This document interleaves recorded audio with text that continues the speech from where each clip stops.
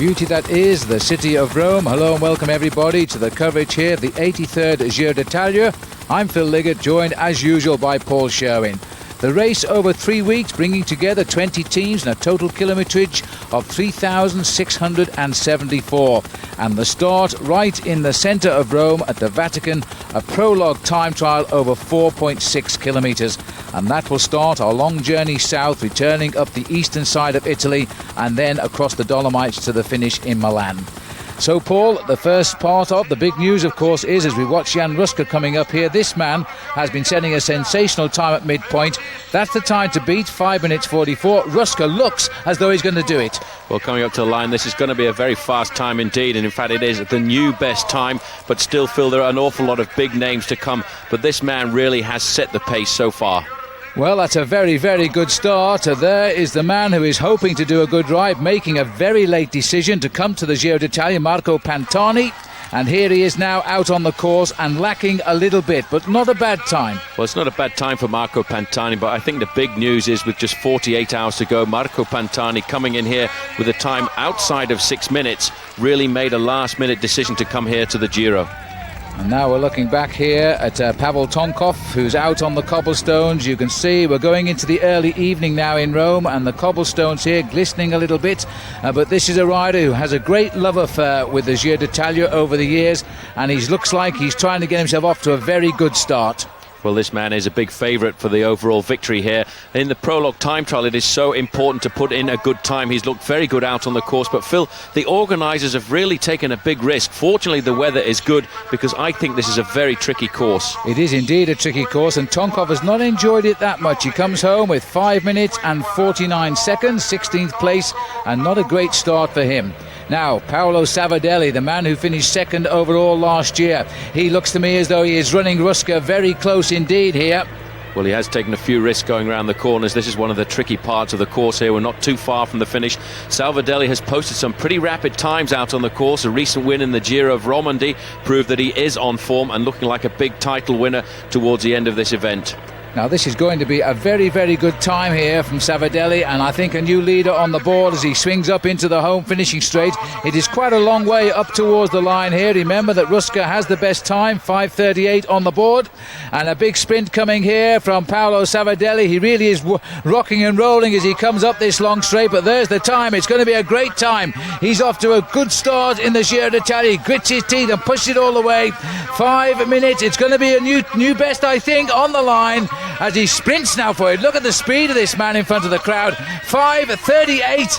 Well, Paul, it looks as though, if anything, he's going to be a fraction of a second slower as we go back to last year's winner, Ivan Gotti, and he's not going to do it. Well, Ivan Gotti is a long time out, but for him what's important is how he performs after 3 weeks.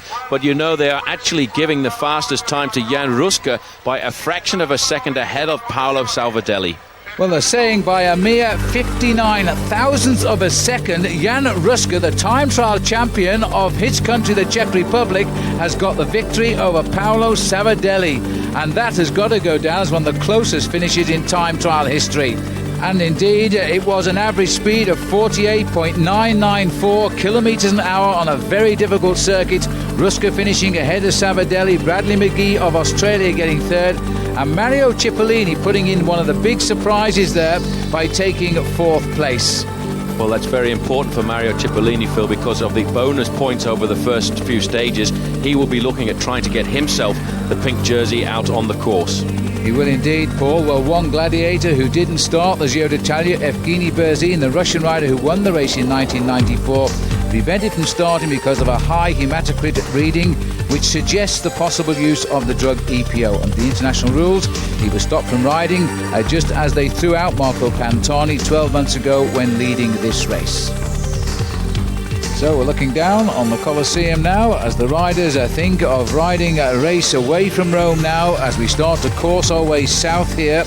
We're on the west side of the leg of Italy, and the riders now facing up to a ride in excess of 100 kilometres, heading south now. It is going to be a battle of the sprinters, we think, on this opening few days of racing, but of course on this rather hilly Giro d'Italia, the sprinters won't always have their best of days.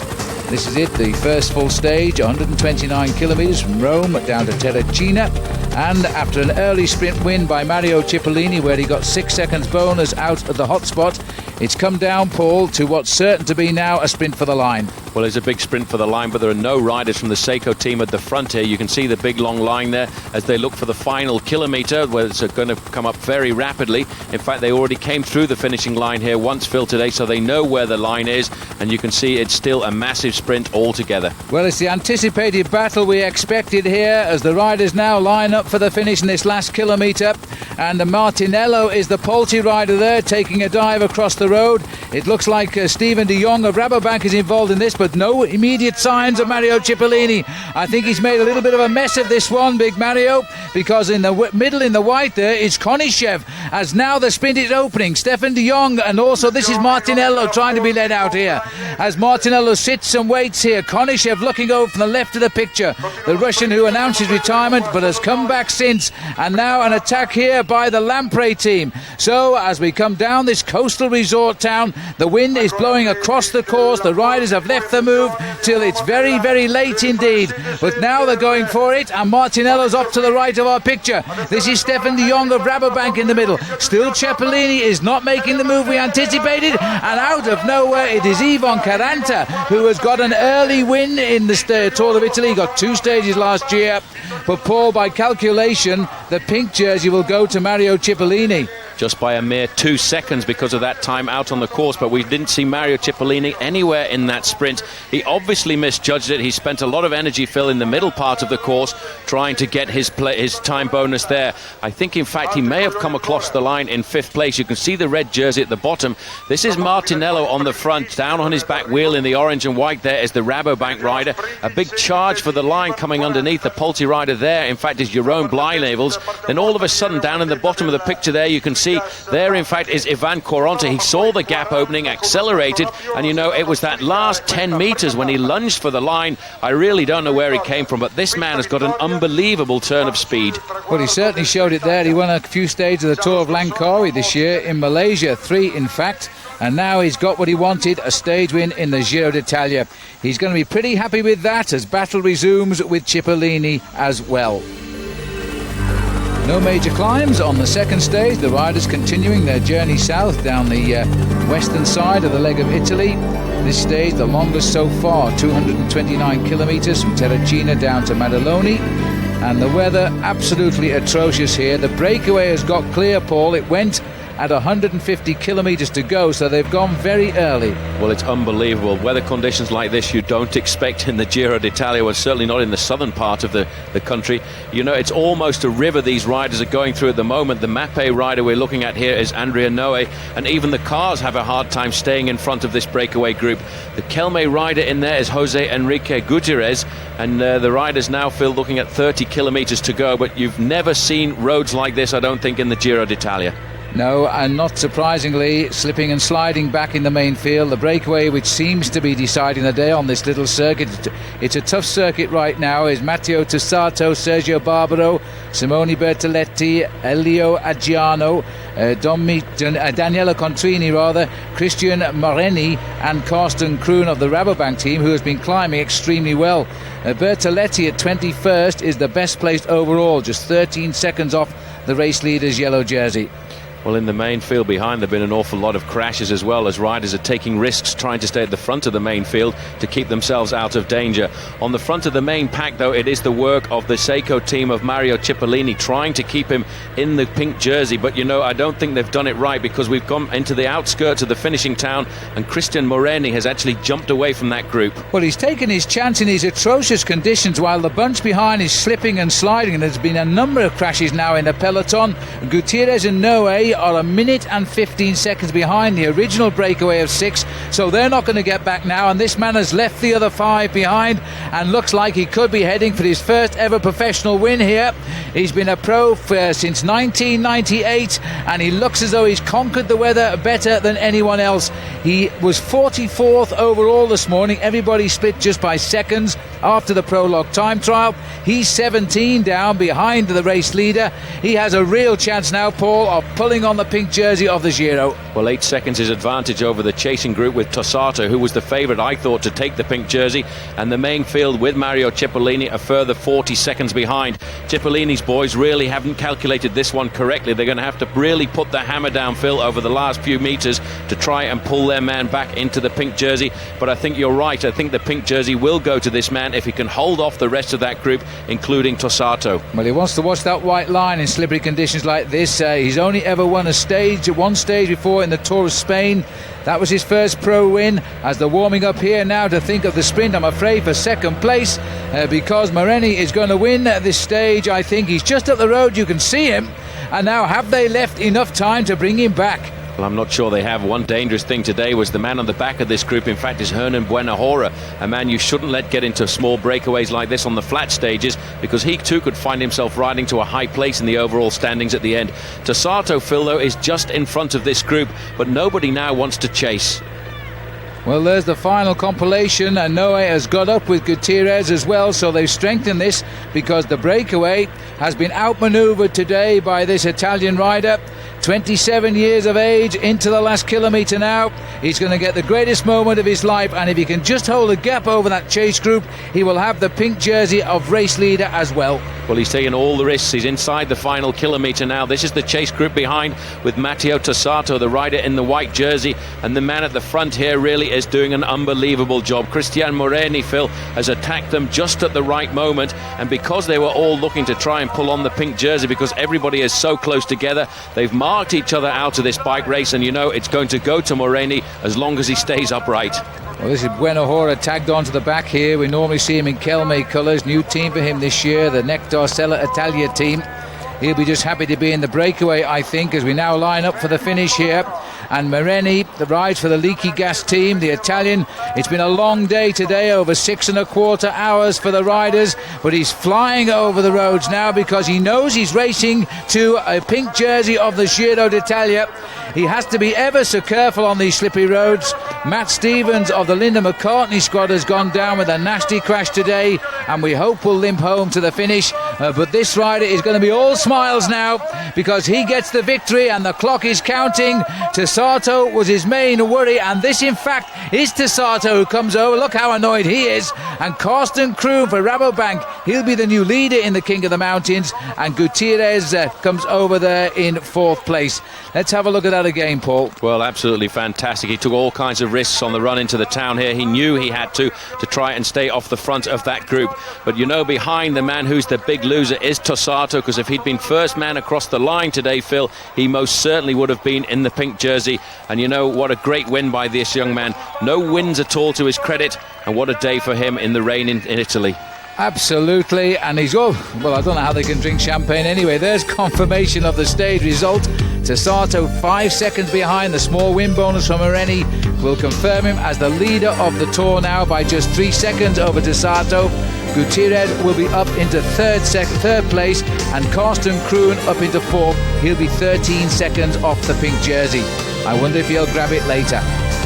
Well, maybe even today, in fact, as we continue now, 174 kilometres. Thankfully, Paul, the heavy rain has left us, and it's a very, very nice day now as we cross the hill towards the heel of Italy, generally in a southeasterly direction on this ride down to Scalia.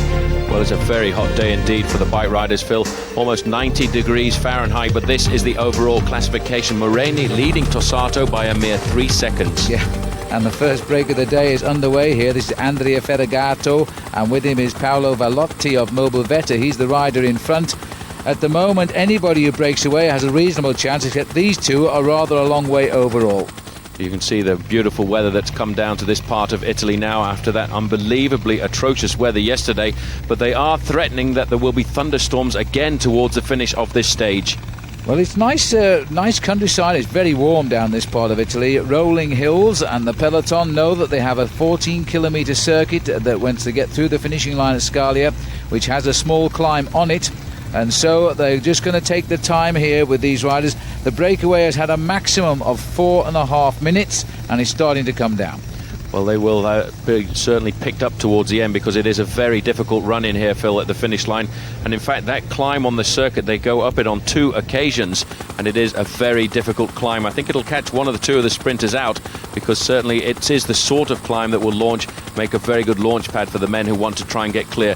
But this has to be one of the most magnificent sights in Italy as we make our way down the peninsula at the moment.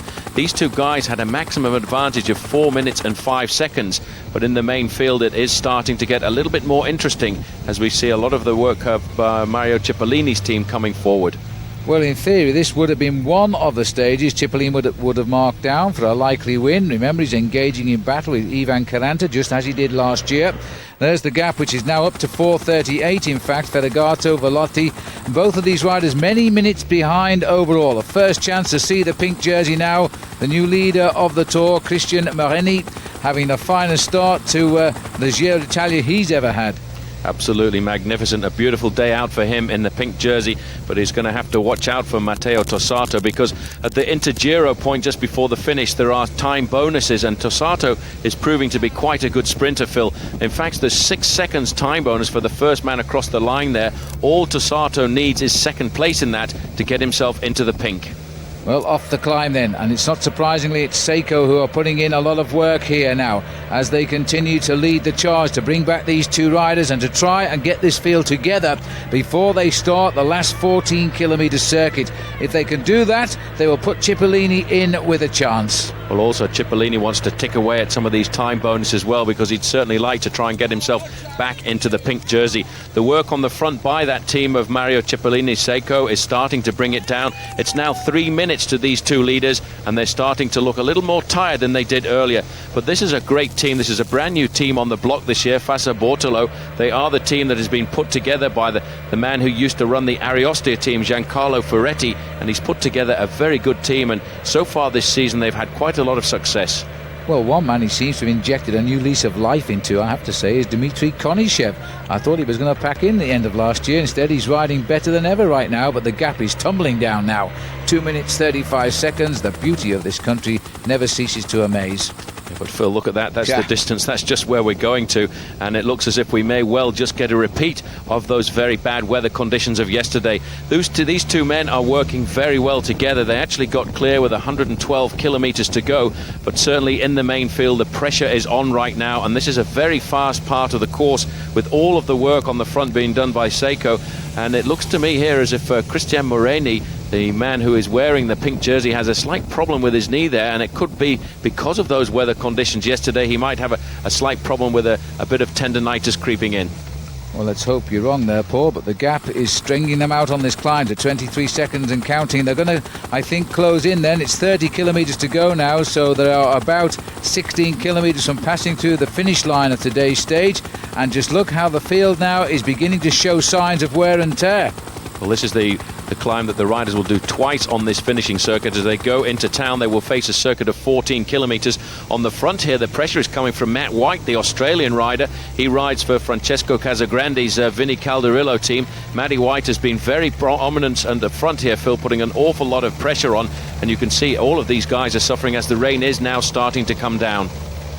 Well, the pressure is going on, and this here is Oscar Ribera, who is the Kelme rider, and the group is trying to break up at the front here now. This is the tempo which was expected to come here. Moreni has got to watch out now, move with this front split, because it could well break the field up here on this run down towards Scalia. Looking down there, a lot of this work on the front of the main field was in fact done by Mario Cipollini's Seiko team, and I don't see much of Mario very close to the front of the main field right now. In fact, I would expect he's an awful long way back. The 2 leaders are still off the front at the moment, Phil, but they are only just surviving. I make it around about 20 seconds to these 2, and in fact it looks now as if Ferragato is deciding to go alone.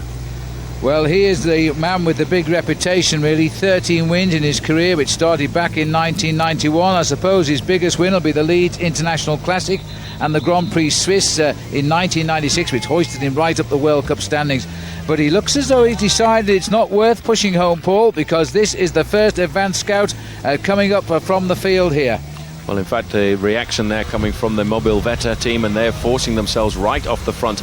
This looks very much like Filippo Baldo, who's coming across here. In fact, this is Velotti, who is still in with a chance. In fact, I think that caption may well be wrong, because I reckon this is Baldo, who in fact is an extremely good bike rider, and he's come out of the main pack and leapt off the front. It is Baldo, Paul, you're absolutely right, as the field now is being brought back, or is it a split here? The Kelme boys making the most of this, led by Jose Luis Rubiera, and this is a little group getting clear here of the field now, and this is a move, of course. This small group here is being dropped from the main peloton, while the front of the race is splitting up. Look. And that was the top sprinter there, Ivan Quaranta, in the Ciclamina jersey going off the back. But this is quite amazing, Phil, at this part of the game, to actually see the attacks coming from the Kelme squad. Jose Luis Rubiera going through there with Oscar Sevilla, and they are now announcing to us that the whole of the field is back together. I didn't see Ferrigato getting caught, but in fact we have got the majority of the main field here, and the man in the front of the split at the moment, Ivan Gotti, last year's winner. Well, this is interesting to see him up here so early on in the Tour. We expected to see him a little bit later on in the mountains, but obviously feeling frisky. Incidentally, there was a crash on the run into the finish yesterday, and Fabio Baldato amongst the riders who were involved in that crash, and he was not able to start this morning, so that was rather sad for a sprinter. And this is Matty White, the Aussie rider, riding on the Vini Calderola team. Looks like he's starting to split away from the group. Well, I think Phil, what he's trying to do is set something up for his team captain, which is Francesco Casagrande, but he needs to be careful, because the man he's dragging away here is number 91, and that is Gilberto Simoni, who was high in the rankings in this race last year. I think he took third. Well, look at the split they've got in the field now. This is coming towards the end. Remember, we haven't yet gone through the finishing town before we go out on that loop, and these riders now at the front are trying to break it up. Matt White is now sitting at the back here, but I think he may have started something. Well, this is a very difficult circuit around here, and it will have caught out one or two of the riders, and I should think Mario Cipollini is not too happy, because I reckon he probably counted this as a stage he could win. Gualdi is up there with Barbosa. There's Matty White. Wim van Savenvent, the Belgian rider, is in this group as well. We have about 9 riders going off the front, but the pressure is still on in the main field. Well, Candido Barbosa is a very good sprinter. 20 kilometres to go. It's not long now before we pass through Scalia and head out on that final circuit. And the riders here now trying to get clear. They haven't got much of a gap yet. It's only a handful of seconds. Well, there you are. 10 seconds for these 6 riders clear. Nice to see Chan McRae in the break. Well, Chan McRae will do a lot of work in the latter part of this Giro for the man who Mapei thinks is going to win. That is Pavel Tonkov. But it really is good to see Chan McRae up there already, Phil, being competitive. You can see now it's all starting to come back together, but there's 1 or 2 of the big sprinters certainly being tailed off this group. Well, here we are now, back up with the leaders. Matt White leading the charge through there, and you'll never get any short work rate off this man. He puts the lot into it. Koos Murenhout is the Farm Freaks rider up there as well. And it's quite a breakaway, and again Konishev looks as though he's near the front. Well, Konishev is a very competitive bike rider at the moment. He is in this group. Another man in this group as well is Mirko Gualdi, the rider from Mobile Veta. There's their advantage. You can see riders are actually forcing their way off the front of the group here, Phil. We can see 1 or 2 riders coming forward now from Seiko, so I suppose Mario Cipollini must be in this group, although he was reported to be in serious difficulty. You know, these are difficult times for the sprinters. They're having to work rather hard to keep this field together, because this little group is dangling like a carrot in front of them. It's edged out a little bit to 14 seconds now. That's Barbosa sitting at the back. He's a very good sprinter if he can stay with this group towards the end. We're now into the finishing straight, but it's not the finish this time around. Well, it's unlucky for some, because when they hear the bell, it will indicate 14 kilometres to go to the finish. One very difficult circuit, and they do, Phil, have to go up that climb once again. So I think a lot of the sprinters may well get robbed, and looking at the size of that group there are an awful lot of bike riders missing from the front of this main field today. There was a sort out on the climb last time. We now have a real forward guard in the peloton. There's the clock starting. Konishev wants to get on with the action. I've never seen such an impressive ride from him for ages, as the Seiko boys have got control at 6 seconds, and they're trying to drive this race back up as one. So clearly, Paul, Cipollini must be feeling good. Well, he did get over that climb. I'm sure he was in difficulty, but that's Cipollini at the back end of that long line of red riders. He certainly must feel good. He's driving the guys on, but he's going to get caught out again, you know, with that very difficult climb. Paolo Salvadelli on the front here, a man thinking about overall victory here, but today he's decided to work for the team. As you can see, the red guard of Mario Cipollini's team all on the front, and again, it's looking ominous. We've been through the wind, but now we're in the final kilometre, Phil, and it's all up to Mario Cipollini. Well, he's kept control of the race. place on that final circuit of 14 kilometres, and it looks to me now Konishev swings away and goes off to the left as the train starts. And once this train starts in this sort of manner, then you expect Cipollini to deliver the goods, and he is a man who likes to come off the tail of the Seiko boys. And now they're going with their last man on the front here before Cipollini, but watch out because the other sprinters know what's going on here. And in fact, we've got in there Tessato, who is doing so well and challenging now. Bonus will give him the pink jersey, but now Cipollini waiting until the very last moment here to be launched. And this is a typical move. He's organised his Seiko. This is the last lead-out man. It comes at 200 metres to go, which means that Cipollini in second wheel now is going to have to think about braking for the line. Tessato is right behind him as they start to move the line. Jans Ferrada has got the front, shoulder to shoulder with Cipollini, who bumps Ferrada, and on the line it is Cipollini who takes it, Paul, but you know that bump I don't think the referees are going to like. Well, they certainly won't. There is Mario Cipollini. He was the first man to cross the line. We'll take a look at that one more time here. It doesn't look like a purposeful move there across. He bumps the shoulders of Zverada. Zverada has to slow down, gets going again. Cipollini gets his arms up, but I think he realises the judges are going to have to look at that another time. Well, Tessato finished in fourth place, out of the bonuses there. Now let's have a look if he's coming into the bonuses. Here is the collision. And as we look at this, in fact, the referees have announced that he has been declassed and put to the back of the bunch, and Jans Ferrada will be the winner of the stage over Guido Trenti and Martin Perdigero and Matteo Tessato. That's the top four. But you know, these two don't really seem to be complaining to me. Well, I don't think that was done on purpose. I think that was just a very unfortunate accident. And at the end of the day, despite all of the excitement in the sprint, as we get official confirmation that Mario Cipollini has been disqualified, the pink jersey will stay on the shoulders of Cristian Moreni and Jans Ferrada. Well, I'm not sure he'll be too excited about winning in those conditions. No, I'm sure he won't, but the battle is set to continue as the race lead now stays with Moreni. So Cristian Moreni is still in the pink as we go on to stage 4 now, from Scalia to Matera, 227 kilometres, Paul, and the climb of the Vallicchio di Campo Tenesi, taking them up over 1,000 metres.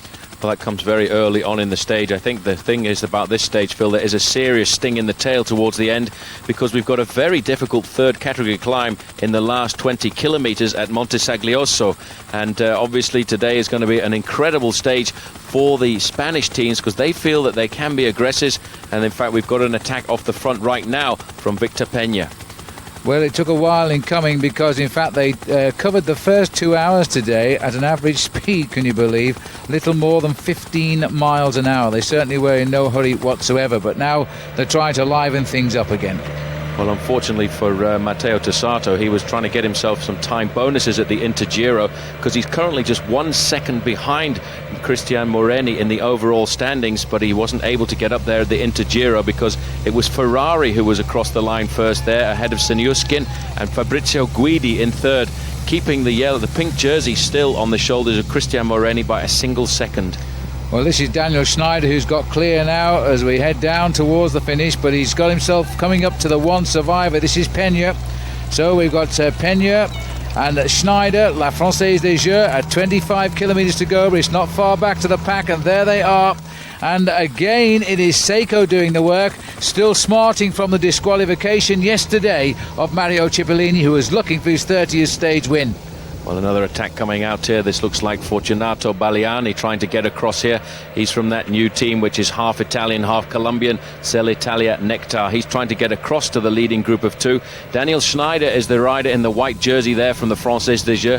But this is just how the Italian rider came bouncing out of that group. And you see the Seiko riders feel they just left him go because I think they're trying to keep the whole of the group together to give Mario Cipollini a chance today. But I think the finish might be just a little bit too hard for him. Well, he's got up to Peña and Schneider here, and now they slowed right down, and that really isn't good thinking at all because if they're looking for the stage win, it's not the time to slow down. There's still about 26 kilometres to go here, and now the tempo starting at the back by the Vina Calderola boys, who are doing a lot of work there because among the favourites is their team captain Francesco Casagrande. Well, that was Roberto Conti on the front, and they're right on the tail of this leading group of 3 right now, Phil. Again, this is the team coming forward. This is the team of Sel Italia Nectar trying to get them off the front. This is Freddy Gonzalez now coming up there. This is a very aggressive team of Colombian riders. They're looking for the breakaway on a stage where I think it's a very difficult run into the finish here in Matera. Well, this is the small climb and the 500 metres to the summit, and this is where they feel they can break up the field. And the Sel Italia team have put all of their men in the thick of the action here. Still Gonzalez, and Freddy Gonzalez here now trying to use the climb as a springboard and a dive down to the finish. But he'll have to go some because they're still chasing him. Well, they're chasing him. The chasing is coming from the Kelme squad. This is the team we don't expect to see till the latter part of the Giro, till we get into the big mountain passes. But in fact, coming out there is Rafael Cardenas, the Colombian rider on that squad there. He now has made the junction. 2 riders at the front, and we're inside 250 metres to the summit of this very difficult climb. So Cardenas and Freddy Gonzalez as they sprint out, and Cardenas gets the points at the top. The winner of the first climb today, by the way, was Carsten Kroon ahead of Mariano Piccoli, and Rafael Cardenas got third then. Now he's got a win there, so he's going to be close to the lead in the King of the Mountains, but I don't think he's scored enough points yet to take it away from the Dutchman. And there Roberto Conti, the great domestique, coming across the line in third place. Everybody wants to get off the front of the main field right now, and this is the champion of Belgium leaping off the front, Ludo Dirksen. We've seen an awful lot of work done by him over the last few days. He's in fact coming to the Giro d'Italia. This is his first bike race after a suspension for admitting himself to having taken banned substances. But taking them for an illness, and in fact it wasn't the case of trying to cheat in the race, but because he confessed, they actually suspended him because he was supposed to have declared it beforehand. Well, he's back racing now, and he is right on the front, still wearing the Championship of Belgium's national jersey there until the next one, which comes up at the end of June, 1 week before the Tour de France. Well, the yellow jerseys there on the front, those are the team of Marco Pantani. This is Schneider now. He's been joined here by Danilo De Luca. De Luca wearing number 31, a young rider and a man that many feel would be a future star. And you know, he's decided, Phil, that this pace is too much, so he's going to go back to the main group, and Schneider is now leading the race on his own with an advantage of around about 5 seconds. Danilo De Luca tucked away in 23rd place overall at the moment. And looking at the bunch here, wise decision, I think, because they looked as though they're quite well organised. Kelme trying to mix it in a little bit at the front here, as the race is now slowly but surely coming back together. That's Daniel Schneider, just the one man left out front. Takes a look over his shoulder there, and oh my goodness me, the back of the motorbike knocked him off. Well, I don't know how that happened, but look at that. Somebody nearly lost it in the middle of the group there. The rider from Polti got his foot out but managed to stay upright, and nobody else has hit that bike rider. You can see him up now, Phil, in the middle of the road, but if we can have a look at that once again, it was happened just as the motorbike was coming by, and I think it might have been the wing mirror that clipped him as he went by. He seems to be okay, but I've rarely seen anything quite that dramatic. Well, that was an incredible situation. Here we can see it again now. The motorbike going through the middle is a race marshal, and it's the back of his panniers that clip his wheel and take him straight out. I've never seen that before, and if you haven't, here it is again here. That is an amazing mistake, and it is a nasty fall too. He was very lucky there that he didn't break his arm. Anyway, the peloton, hats off to them. I don't know how they stopped, but they did. And so Schneider is now behind the race as the peloton heads down towards the finish. Another quick look at that. You can see they just took him out unbelievably. What happened was Schneider was coming across the road there. The motorbike was trying to come through to get out of the way of the race, which is accelerating, and just hit his handlebars there and just knocked him down as if he was standing still. Well, the race is still trying to break itself up here on this rather undulating run-in down to the finish as we head down towards Matera. Check this out, the pink jersey, Christian Moreni, is in second place here at the moment, Phil. He is riding an unbelievable bike race, but the attack is coming now at the front of the race, and you see this team now is really trying to force the pressure on. That was Petacci trying to get across there. They're trying to set something up for their man Tossato to try and get him some bonuses, and I think I caught a glimpse of Axel Merckx getting in the action there as well. Well, we're looking down at a new group trying to form here as they start to move clear, and this is where the pressure goes on once again. That's Danilo De Luca sitting at the back of those leading 3 or 4 riders. He is also extremely aggressive right now as they're trying to move away from the field here, and also getting in on the action there is Enrico Cassani. in second wheel behind De Luca. And this is Axel Merckx Paul, who's also in there. This is a good little move here. A nice move for Axel, and I think his dad's going to get pretty excited because his dad's not too far away doing the commentary as well. The move now coming from Amica Chip's rider. This is Vitaly Kokorin, and he's getting off the front, but Axel Merckx has responded there. He's getting across the gap nice and smoothly, but the main field is right there at the moment.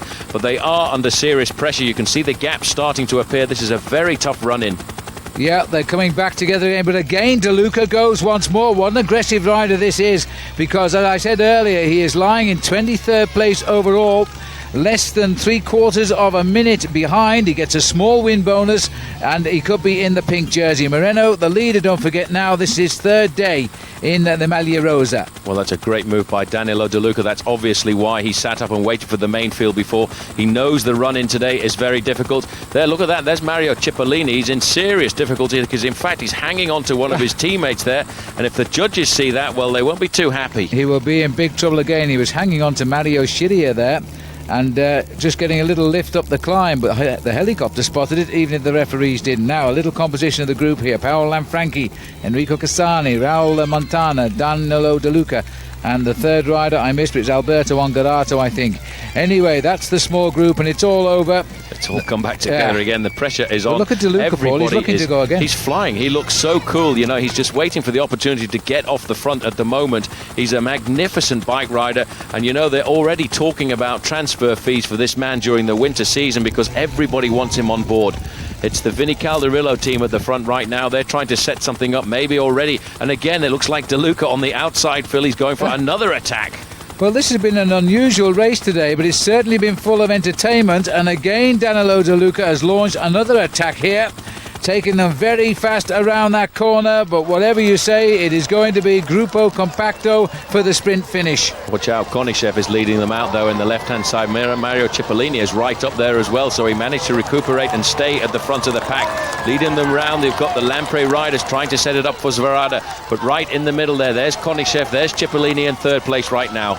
And Jose Gutierrez is the Kelme sprinter trying to lead it out here. Martinello coming through as well. And Cipollini made it look very easy. Look at the power of this man. Konishev chasing him down. Cipollini gets it. Win number 30 for the Italian in the Giro d'Italia. As in fact, it was certainly Silvio Martinello who led out, but Paul Cipollini, when he is on full power, he is so quick. I tell you what, and when he's mad after a disqualification as well, he seems to really get the bit between the teeth. If he hadn't been disqualified yesterday, Phil, he would have been 14 seconds behind in the overall standings, and with that win as well, it would have brought him a lot closer. There's confirmation: Cipollini ahead of Konishev and Martinello. But those 20 seconds should be enough to confirm he's the new leader of the Tour here, but we'll wait and see, as in fact he salutes the crowd for win number 30. Mario Cipollini is back on top, but he's not the leader of the Giro d'Italia because he's 14 seconds short of that. He's in fourth place. The lead stays with Cristian Mareni now after 20 hours, and Matteo Tessato is 1 second behind. As we move on now to the 221 kilometre stage from Matera to Bashishi. And in fact, the road to Paschischi is a little bit hilly, especially towards the end. And this man in the pink jersey already in a little spot of bother, Paul, because the first Intergiro sprint today, a win for Ivan Caranta, not so important, but Tessato getting second and a 4-second bonus. If the race finished right now, he would lead by 3 seconds. What a move by this man who's been wearing the pink jersey. You know, Cristian Moreni is not going to let it out and hang up that easily. He wants to get out on the attack. The big attack now is coming from this man, Hernan Buenajora, who's trying to get off the front. In fact, this is Kepe Gonzalez, the little Colombian climber, a former winner of the King of the Mountains competition here at the Giro d'Italia. He has now got a slight advantage, and he may well surprise them all, Phil, because there is a very dramatic uphill finish. Well, it's a good move by him. He's got a little gap and we're on that climb, and Kepe Gonzalez, he's a super climber and former King of the Mountains of the Giro d'Italia and the defending champion of that title as well, and this could be good points for him here as he now tries to escape the field. The pink jersey, he is not going to give up that Maglia Rosa without a real fight, and hats off to him. Well, he started the day with a 1 second advantage. At the moment, he has a 3 second deficit because of those time bonuses out on the course, but he is not going to lay down arms. He is still attacking, but this is the front of the bike race. This is Kepi Gonzalez, and I have to tell you at the moment, Phil, he's actually going uphill, but you wouldn't think it looking at this speed.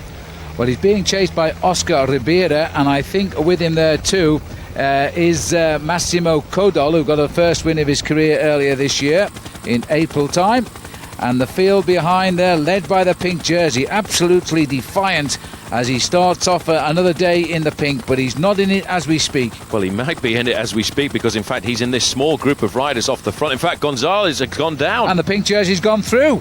Well, we never saw the crash. Our cameras are back there with the helicopter shot, but now we can. And watch this. What happened on this corner? Jose Kepi Gonzalez, nobody near him. And why he crashed on that corner, Paul, I really don't know. Well, it just seems as if the back wheel came from underneath. But, he was going up that climb so fast, and that is a shame for this man, because I think he had the winnings of the stage. He is now being caught out, but the drama on the course is that, in fact, the pink jersey is in a small group of riders, and the man who was hoping to take that off him, Matteo Tossato, is in the back group here. The Faso Bortolo team are going to have to do something pretty serious to pull back the pink jersey, because he may well still stay in it tonight. Well, there was no evidence of the white jerseys of Faso Bortolo there chasing them down, but now they're leaving the pink jersey to do all of his own racing here. Christian Mareni is going to have to work to hold on to his lead, and there's plenty of riders there willing to attack him, as again they launch another attack from the front of the bunch here now. Lamprey are causing trouble. I think this is Mariano Piccoli, isn't it?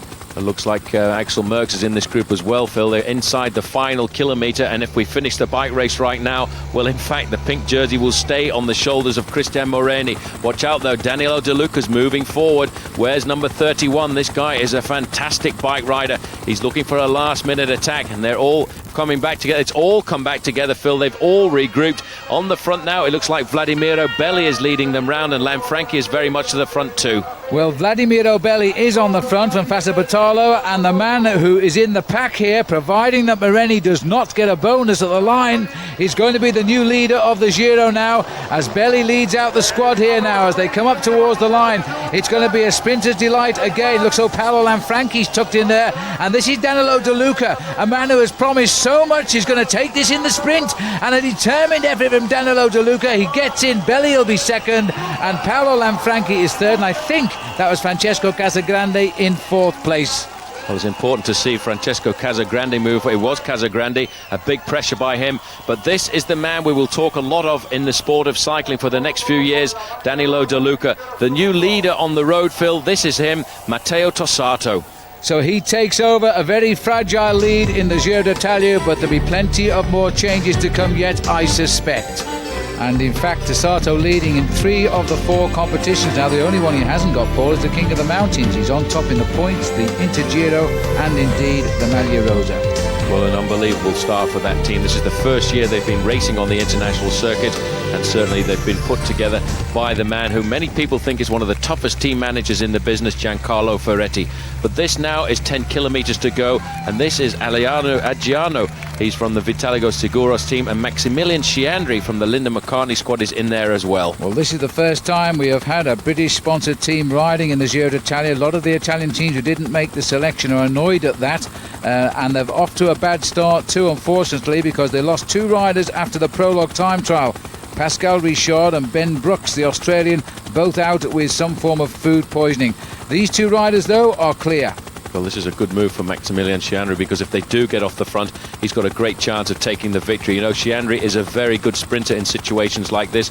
Inside 10 kilometres to go, and their advantage, Phil, is not very much more than 15 seconds.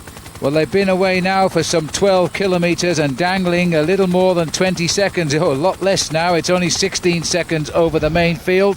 Tossato has had a reasonable day out there, but hasn't been scoring any bonus time, so he's going to have to watch here, otherwise he'll lose his overall lead. Well, I tell you what, hats off to these 2 guys, Phil, because in the main field the pressure has been on for a long time. We've seen a lot of Mario Cipollini's team on the front. 5 kilometres to go to the finishing line, and it is hovering around 10 to 15 seconds all of the time. Chiandri looks very strong, but there on the front of the main pack, the red guard, Seiko Cannondale of Mario Cipollini.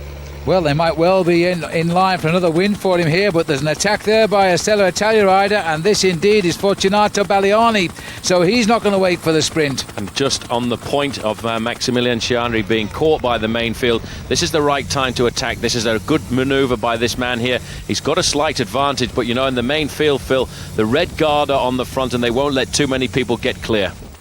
Well, there's a chaser and again another attack coming off the front of the race here. We've now moved across to the eastern side, and this is an attack by David McKenzie, the former champion of Australia on the Linda McCartney team. So that's a good tactic. Well, that's very good. He waited for his teammate there, Maximilian Chianri, to be pulled back into the fold. But you see the red guard, Mario Cipollini's boys, are really looking for another victory. McKenzie has caught Balliani and gone straight by him, but his advantage really is only around about 5 seconds over the main field. We are not very far from the finish here. I reckon 4 kilometres or so, and the Seiko boys are taking the train past poor old Balliani. He's got the wrong name, really, hasn't he? Fortunato. And so too Mackenzie is caught. Now they're all together, and again Seiko are firing, looking for win number 31 in a Giro d'Italia for Mario Cipollini. Well, Secchiari on the front there, he's just swung off. His job has been done now. They're leaving Mario Cipollini up here now. He's in third position, but look right behind him, Ivan Quaranta is looking pretty confident as well, Phil, to try and make himself on the wheel of the big fast man from Italy. Well, it looks once again as though we're going to have the top boys from the Polti squad here. Martinello and your own Blijlevens are both right up there now as the counter-attacks are coming from the riders from Mobile Veta, because Quaranta's in on the mix again this time. Haven't seen too much of him since he won stage 1 of the race, but it still looks to me as though we've got a lead out here for Blijlevens. Blijlevens is third wheel at the moment, and this is not the right way for Cipollini because he's too far down the line. Well, I can't see Cipollini's wearing the Ciclamina jersey today. The blue jersey of the Intergiro is being worn by Fabrizio Guidi. The Seiko team, Phil, they're looking round. Where is Mario? He's about 12th down there and doesn't look as though he's going to come out to fight at all today. This is a brilliant lead out. There he is now. He is far too far away because I think it looks as though Konishev has got himself to the front. The 34-year-old Russian who has become totally revitalised this year, and he is taking on Blijlevens for the sprint, and there's a sprinter for you, and he gets it. So Konishev gets in ahead of Blijlevens. Gabriele Massaglia was in third place, and Fontanelli was fourth, and Mario Cipollini absolutely nowhere. Well, this is unbelievable. There you can see this is Konishev right up against the barriers, and what I can't understand here is Blijlevens goes right across the road, sprinting for the centre, actually travelling a further distance. He comes up alongside Konishev, but even with the throw he can't get anywhere near the Russian. Let's have a look at the side shot of there. In the lunge for the line, it's at least a half a wheel advantage for the Russian. For a man who was about to retire from the sport, Phil, that is amazing. Well, Konishev won a stage of the Tour de France last year and had 2 other wins, but now he's got his first win of the season, and he must never have believed that possible. What a great win for him. There's the result. He beat, as I say, Fontanelli got 4th, Di Biase got 5th, and Bradley McGee sprinting well there, the Australian in the race for La Française des Jeux. As we now move on to the next stage, stage 7 here, taking the rise from Vasto to Teramo, 182 kilometres, and a long breakaway already in progress. Having broken clear after just 15 kilometres, David McKenzie of the Linda McCartney team is out in front. Paulie's had a maximum lead of over 12 minutes, and that's come down considerably now with 10 kilometres to go. It is down to just on 2, well, they're telling us here 3 minutes 31 is the gap at the moment. A very brave move by McKenzie, and I'm pretty certain he's going to survive now, but one man got caught in the middle. In fact, Eddie Mazzolini at one time was closing in on this man, but you know, McKenzie now knows, Phil, he's going to win. Look at the smile on his face. The man driving the car there, in fact, is Keith Lambert, who's flown in for the day to look after the Linda McCartney team as second team manager. Eddie Mazzolini is 2.5 minutes behind in the main field, a further 1 minute behind him. And this is Mazzolini here. Well, McKenzie started the day 146, 50 minutes and 42 seconds off the pink jersey. He's not going to get too much closer to that as he goes under the 5 kilometres. All he wants to do now is hold on. He's gone through his bad patch. I think he now actually believes he can win this stage, and what a victory it would be. Well, he shouldn't get caught now. He's inside 5 kilometres to go, and he still has over 2 minutes advantage, but the main field is hammering along at the moment. They're trying to to pull him back in. They're taking out the cars from behind this man. Second place on the road for Eddie Mazzolini. He is about to get caught by the main field. But Phil, the gap now is coming down quite dramatically as we see the main field being led here by Mobil Veta, the team of the fast sprinter Ivan Quaranta. Well, what a great ride this man has done. He won the Intergiro sprint at 95 kilometres, and then he won at the little third category King of the Mountains at Torricella, and now he's only got to think of a stage win here. He hasn't won many races. He's a fairly new professional. He knows Italy very well because he lives out this way and has raced as an amateur here. They know him too, but this is going to really vindicate the Linda McCartney team. He's given them a very early stage win in the Giro d'Italia. The organisers too will be delighted because they too are vindicated by taking this British team into the race. Here he comes on his way home now. He's still got plenty of time. Time to him now is everything because he's not going to be caught. There won't be a pink jersey, but this without doubt will be the greatest moment of his life. 167 kilometres in the lead for David McKenzie. All the time in the world now to wave to the crowd here.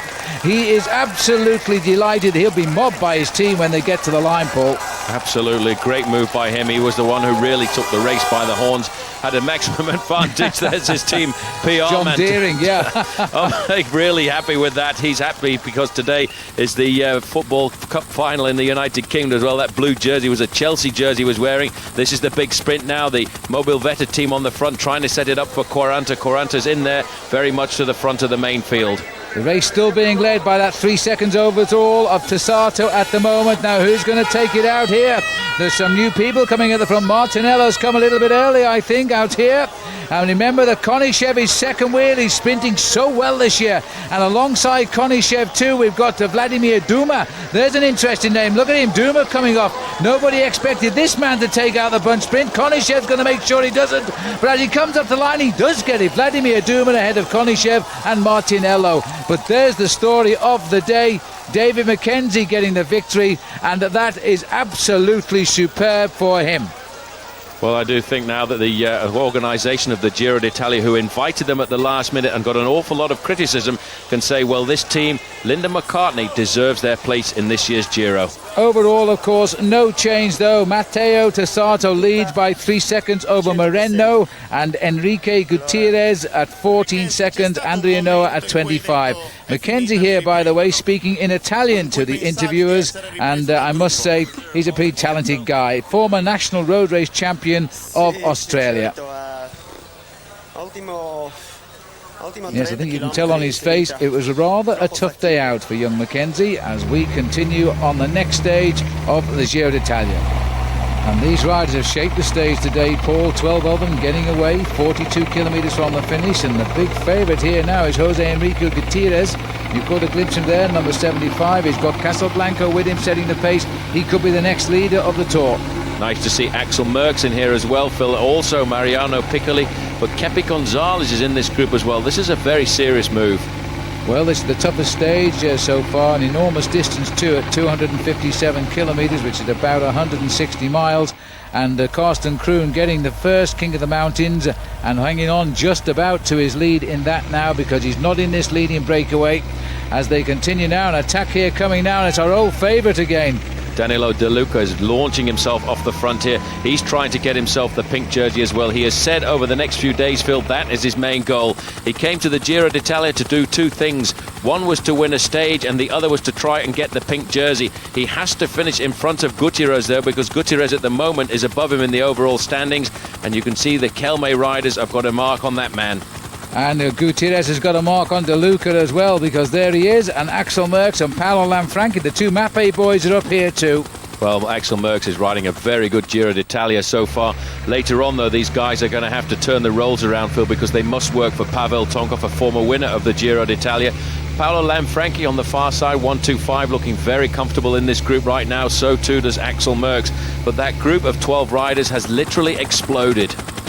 Well, we haven't seen too much of Pavel Tonkov yet. I hope he's going all right, because these two boys seem to be in a little bit of brother now, because De Luca here is hurting them all. This man is obsessed with the pink jersey, and he says he wants it. And in fact, you've got to hand it to Gutierrez, because I think he's suffering as well, but he's not allowing De Luca out of his sight. Overall, they're split by about 15 seconds. Well, 15 seconds further back is Maximilian Schiandri, who was in that leading group of 12, and Filippo Casagrande. Schiandri obviously bolstered by that win by David McKenzie, trying to stay in with a chance of victory here. If he can just get over this mountain, he does have a great chance to take out another stage victory for the Linda McCartney squad. Here we are, Phil. This is the final climb of the day, and you know it is a very difficult climb because over the top it doesn't plunge straight down in towards the finish line. In fact, there are a lot of false flats here. Well, this has been a tough stage, and the distance too is going to bite into the legs of the Tour riders today. Paolo Lanfranchi is a tough individual, but this rider here attacks again and launches. He just will not give up. He keeps on putting in these incredible attacks. Gutierrez has dug deep this time because he knows if he finishes with De Luca, he will be the next leader of the Tour. What a great bike rider, Danilo De Luca. Everybody wants him on the squad.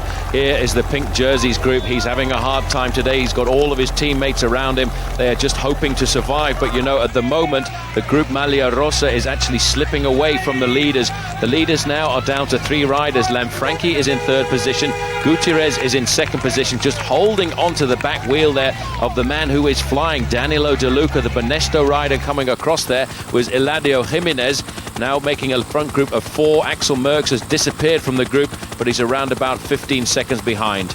Well, it was a big group. It's been split up by the attacking of Danilo De Luca. A chance to see the Tifosi here in the Giro d'Italia, as these riders have settled down together to try and split the rest of the field up. That is Eladio Jimenez with them, and this little group reforming at the front. The main field is not in contact yet. They're riding over a minute and a half back. Well, this is the man who has the pink jersey. He has it by just a fraction, 3 seconds in fact, over Christian Moreni. Gutierrez started the day off in 3rd place, Phil, and Danilo De Luca in 5th. But you know, we will have to see a dramatic descent. But there's been a crash, and in fact it looks like the Banesto rider trying to get back onto his machine there, and there's a certain amount of chaos. Well, I think he's been in collision there with the race marshal, and that really is a sad sight here, and spectators as well. Well, that is a great shame, because it was a nasty right-hand bend here, and again another instance of the crowd just getting too close to watch a bike race. He was coming wide for a right-hand bend, and it is in fact Eladio Jimenez who's gone down. I think the stretcher is for the spectator rather than the rider, as the leaders continue on here. Still clear of the field. Very nasty bend, that. Very nasty bend. In fact, 1 or 2 riders getting caught out, but we're still now looking at a leading group of 4 riders, so somebody's made the junction. In fact, Axel Merckx has made the junction. He's managed to get himself back into the leading group, and it's swelling all the time because, in fact, Castelblanco has come back as well. Schiandri is trying to get across the gap, Phil, right now with, in fact, Casagrande, and they are 14 seconds behind. So, an interesting little group still trying to get away. Gutierrez and De Luca locked in a personal battle here for the pink jersey. Looking further down, there's Max Schiandri, and it looks to me as though Casagrande tacked onto his wheel. Well, let's not get the Casagrandes mixed up. It's That's Filippo, and yeah. It's not Francesco. But you know, Filippo is a very good bike rider. The group now at the front has swelled to 6 bike riders, and these 2 are just hovering off the back. It is so difficult. They're hoping, Phil, and waiting for the descent off this mountain here to maybe take 1 or 2 risks and get themselves back up to that leading group of 6 riders. Well, the beautiful countryside, that was a glimpse there of Maximilian Schiandri, but this is the little escape now, and the 2 Kelme boys are right up here. Maxwell Works bashing out the pedal revs there. Danilo De Luca, watch out for him. Lanfranchi tagged onto the back as we now come to 25 kilometres from the finish here. These rides beginning to look good now, and in fact a little bit of help wanted from Joaquim Castelblanco. Some information on what's going on behind, I think. Well, he wants to know what's happening. This is the Mercatone Uno squad at the front here. The amazing thing is, Phil, Marco Pantani brought in at the very last minute to the Giro d'Italia, but the whole of the team, whenever we see them, they're always riding on block. Now, this is a great comeback. This is Schiandri and Casagrande, and they are right off the back of the group. Now we're coming to 20 kilometres to go, and I think they just might make the junction. They're just about on the tail of this breakaway of 6 lead, and there's been another crash here. That's on one of the bends, and it looks this time, in fact, as though one of the Kelme boys has gone. Well, one of the Kelme boys, it was Gutierrez who was down there, but I thought I saw a rider actually off the road at that point. Do you know, I think both Kelme boys have gone, Paul. I think Casablanco, there's one, and here comes the other one here. No, he's got round safely, just Casablanco, and again I think what's happened is they've just knocked down spectators once more. But you know what, there is another bike rider just off the edge of the road there. You know, the 2 Kelme riders, the first one to go down was in fact Gutierrez. Castelblanco was at the back of the group, and we now have a leading group of 4. There's a lot of talking going on, a lot of Italians in this group. This is Danilo De Luca. Sciandri has managed to make the contact on the descent there. Lanfranchi is here with, in fact, Filippo Casagrande. 4 Italians at the front of the bike race. Merckx was one of the guys who went down there, and he's trying to pull himself back up to the leaders. Well, that's amazing, but it looks as though it was Axel Merckx who crashed there with Gutierrez. No sign of Gutierrez yet, and of course Danilo De Luca knows now he is lining up for the next pink jersey, so he's going to drive this race. Well, Parra has come back on. This is the rider from Viterbo Seguros. He has made it now 5 riders at the front, but certainly I would think these 4 Italians, Phil, will ride very hard together because they've got a chance of having another Italian in the pink jersey tonight, because Gutierrez, who was looking like taking out that lead, is around about 15 seconds behind at the moment, so advantage now tipping over towards Danilo De Luca, who's currently in the front of this group. He's getting very urgent. In fact, he's taking a few risks there, trying to lighten his load. Well, he almost went down then, actually, as this is Filippo Casagrande, who's up there now. He's still got these 5 riders. There they are for you. Parra is the other man who's just come on. And in fact, these riders not too far ahead because Merckx is trying to get on terms. Gutierrez yet not in evidence at 10 kilometres to go here. It is looking rather good for Danilo De Luca to become the 5th leader of the Giro, and perhaps it's not now because Casablanco has waited for Gutierrez and brings him on at about 9.5 kilometres from the finish, and soon Axel Merckx, I think, might make contact. Oh no, it's a long way. Oh, it's a long way. It's a long straight road in, and Axel's going to have a very hard time getting on here at the moment. But what a great comeback there by Jose Enrique Gutierrez and his teammate Casablanco. This is the pirate Il Pirata. He's back, you know, Phil. He's in the Giro d'Italia, and he hasn't had very much bad luck so far. And we haven't seen too much of him either, but the mountains are still to come that matter. Perhaps he's riding himself in because he can't be that much on form. Here's the latest situation, and 48 seconds back now to Susato's pink jersey group. He really has pulled this race back into line, and this has been a good late chase here, but 48 seconds is not enough for him to retain his race leader's jersey. He'd slip probably to 3rd overall at that rate. So they've got to pick up these riders. Now, as we pull back from the leaders, it looks as though Axel Merckx is still in with a chance of rejoining, but he's got a lot of work left to do. It's very difficult. One man on his own, and let's not forget he's had a crash, but there, in fact, he's pulling them back all the time. Now, look at the power of him here, Phil. He's using a massive gear. I didn't expect him to get back on at the moment. He's around about 100 metres off the back of that group, and if they start to mess around thinking about stage victory in the last 4 or 5 kilometres, he certainly will make the junction. Well, for me, it looks as though this breakaway is slowly but surely getting itself back into order after its rather rocky ride down the slopes. And Merckx here, ducking and diving through the motorbikes, a quick deep breath in the slipstream, and keeps on chasing. But he is certainly going to get back now, and there's going to be 8 leaders again very shortly. Well, his teammate there at the back, Paolo Lanfranchi, just has to look around and see the big form of Axel Merckx coming forward, and he should drop off the back just to help him. Danilo De Luca not looking too happy now. He was actually looking at trying to get himself the pink jersey, but he's not going to do that because Jose Enrique Gutierrez, the rider from Kelme, has a much too big an advantage over him. Axel Merckx, though, Phil, what a great job. 8 seconds is the official time gap, but I actually think it's less than that. Well, it's 46 back to the Maglia Rosa, and that's plus the 8 seconds. And now it's been a really superb ride by Axel. He's had to be proud of this one as he races back up to the group after his tumble on the mountain slopes. And he's done it, and he's got 5 kilometres to go. Fantastic ride there by Axel Merckx. Absolutely brilliant. The front of the main field at the moment, though, is all red. It's the Seiko Cannondale team, but it's not for Mario Cipollini today. It's for Paolo Savadelli, who now is looking like a very solid leader of that squad, but they are still an awful long way back, and I don't think they're going to make the junction by the finish. There is Il Falco, the Falcon, riding at the tail end of his team there, keeping the pace high, trying to pull it all back together. But now we have a very compact group at the head of affairs. So this little group of 8, which has now got itself sorted out at last, I don't think that breakaway can close down what is less than a minute now, because only one team is chasing. It looks as though Tusato and his Fassa Bortolo team are not chasing these riders down at 2 kilometres to go. And the odds are now that a Kelme rider will pull on the pink jersey, and if it all works out, It should be number 75, who is third wheel right now. Well, this could be a nice day for Maximilian Chiandri as well, because Chiandri is a very good sprinter, but he always tends to get caught out by a last-minute attack.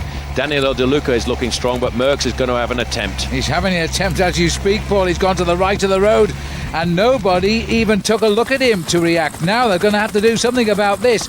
This will be an incredible victory if Merckx can pull this one off, because he's come back from the dead today to catch the breakaway at 5 kilometres to go. He's heading into the last kilometre. It's a difficult finish for a man on his own because he's dead straight to the line. But his father, who commentates here on Belgian television, well, I'd love to be listening in right now. Well, I think he'd probably stop talking at the moment, because this is the moment when you've got to hold your breath. Axel Merckx has hit them at a very good time. 1.5 kilometres to go to the finish. He's inside the last kilometre now. Big risks going around this corner. He doesn't want to lose too much momentum. He's into the finishing straight right now, and certainly behind there will be starting to pick up the pace for the sprint. Two very good finishes in that group, De Luca and Maximilian Chiandri. Merckx's advantage at the moment is just around about 3 seconds over the rest of the group, and they are picking up the pace. Well, as Axel Merckx comes to the line, it looks as though he is going to pull it off now with 500 metres to go. This will be a very, very satisfying victory, as he beat the sprinters at their own game here. But the way he did it, it just shows you must never give up in a bike race, because he raced back to the group and he's left them in the run into the finish. Ivan Para is setting the chase behind, but he's not a sprinter and he's not going to catch him. Merckx knows it, a wave to the crowd, and then keeps his head down. He can't be sure. He has won only 2 races before this victory in his career, and now he has won a stage of the Tour of Italy.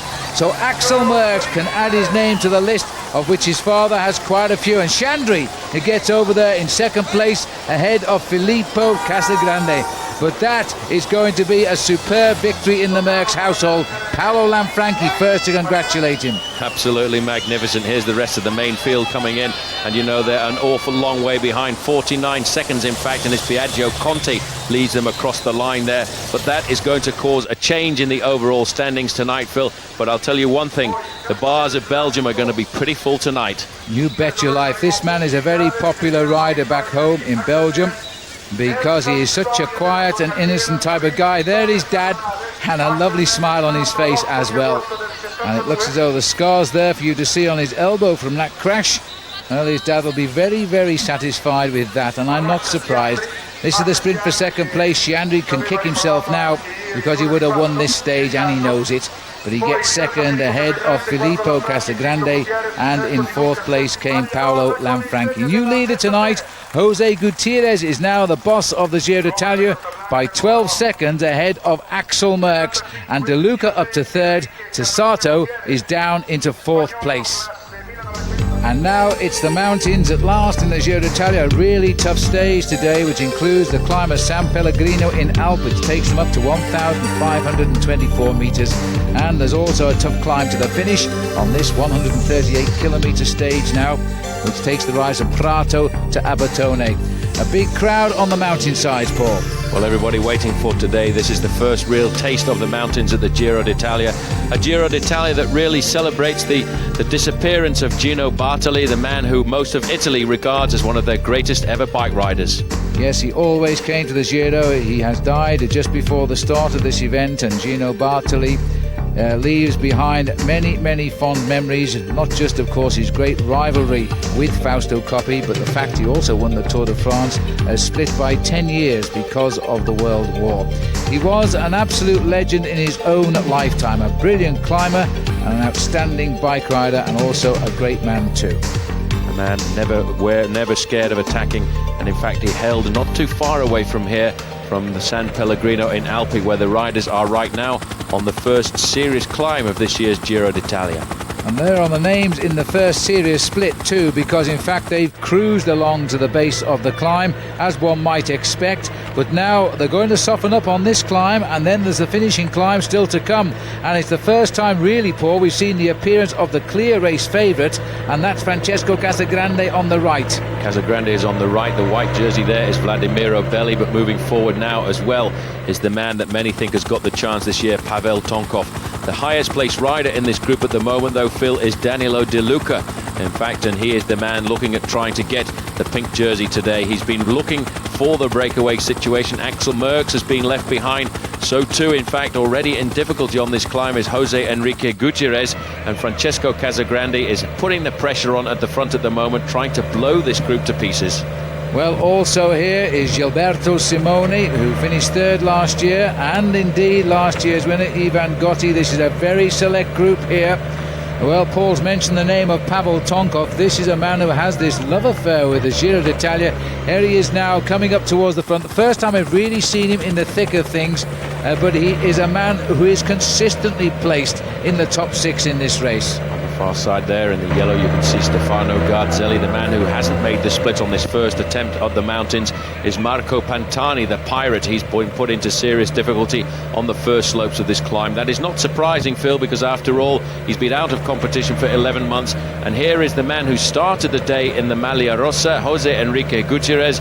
He at the moment is losing an awful lot of time on the leading group at the moment. Here is the pirate, 139, his number here, and this man came to the Giro d'Italia, Phil, 48 hours before the start, and I'm sure he was inspired by the fact that before the start of this Giro, they were all asked whether they would like to meet the Pope or not, and Pantani decided he would come to the Vatican and begin the Giro. Well, let's hope he can ride himself into form. He's not giving us the indication yet he has those magical legs, and how can he, having really been out of competition for just about a year? Here, climbing the mountain now, is the rider who was the leader of the Tour, and behind him are Paolo Savadelli. This is an interesting little group, this one, Paul, and it's the first time we've seen the big stars out on the attack. On the climb of the San Pellegrino, they're taking us right up to the summit. Well, everybody's going to be watching Francesco Casagrande, because at the start line this morning he announced that this was the place where he wanted to take out the victory, to salute the memory of Gino Bartali. Bartali did not come too far away from today's stage, and neither does Francesco Casagrande. There wearing 181, but the control in this group now is coming from the Mappe squad. That's Andrea Noe on the front. On his wheel is Pavel Tonkov, but all of the big favourites are here.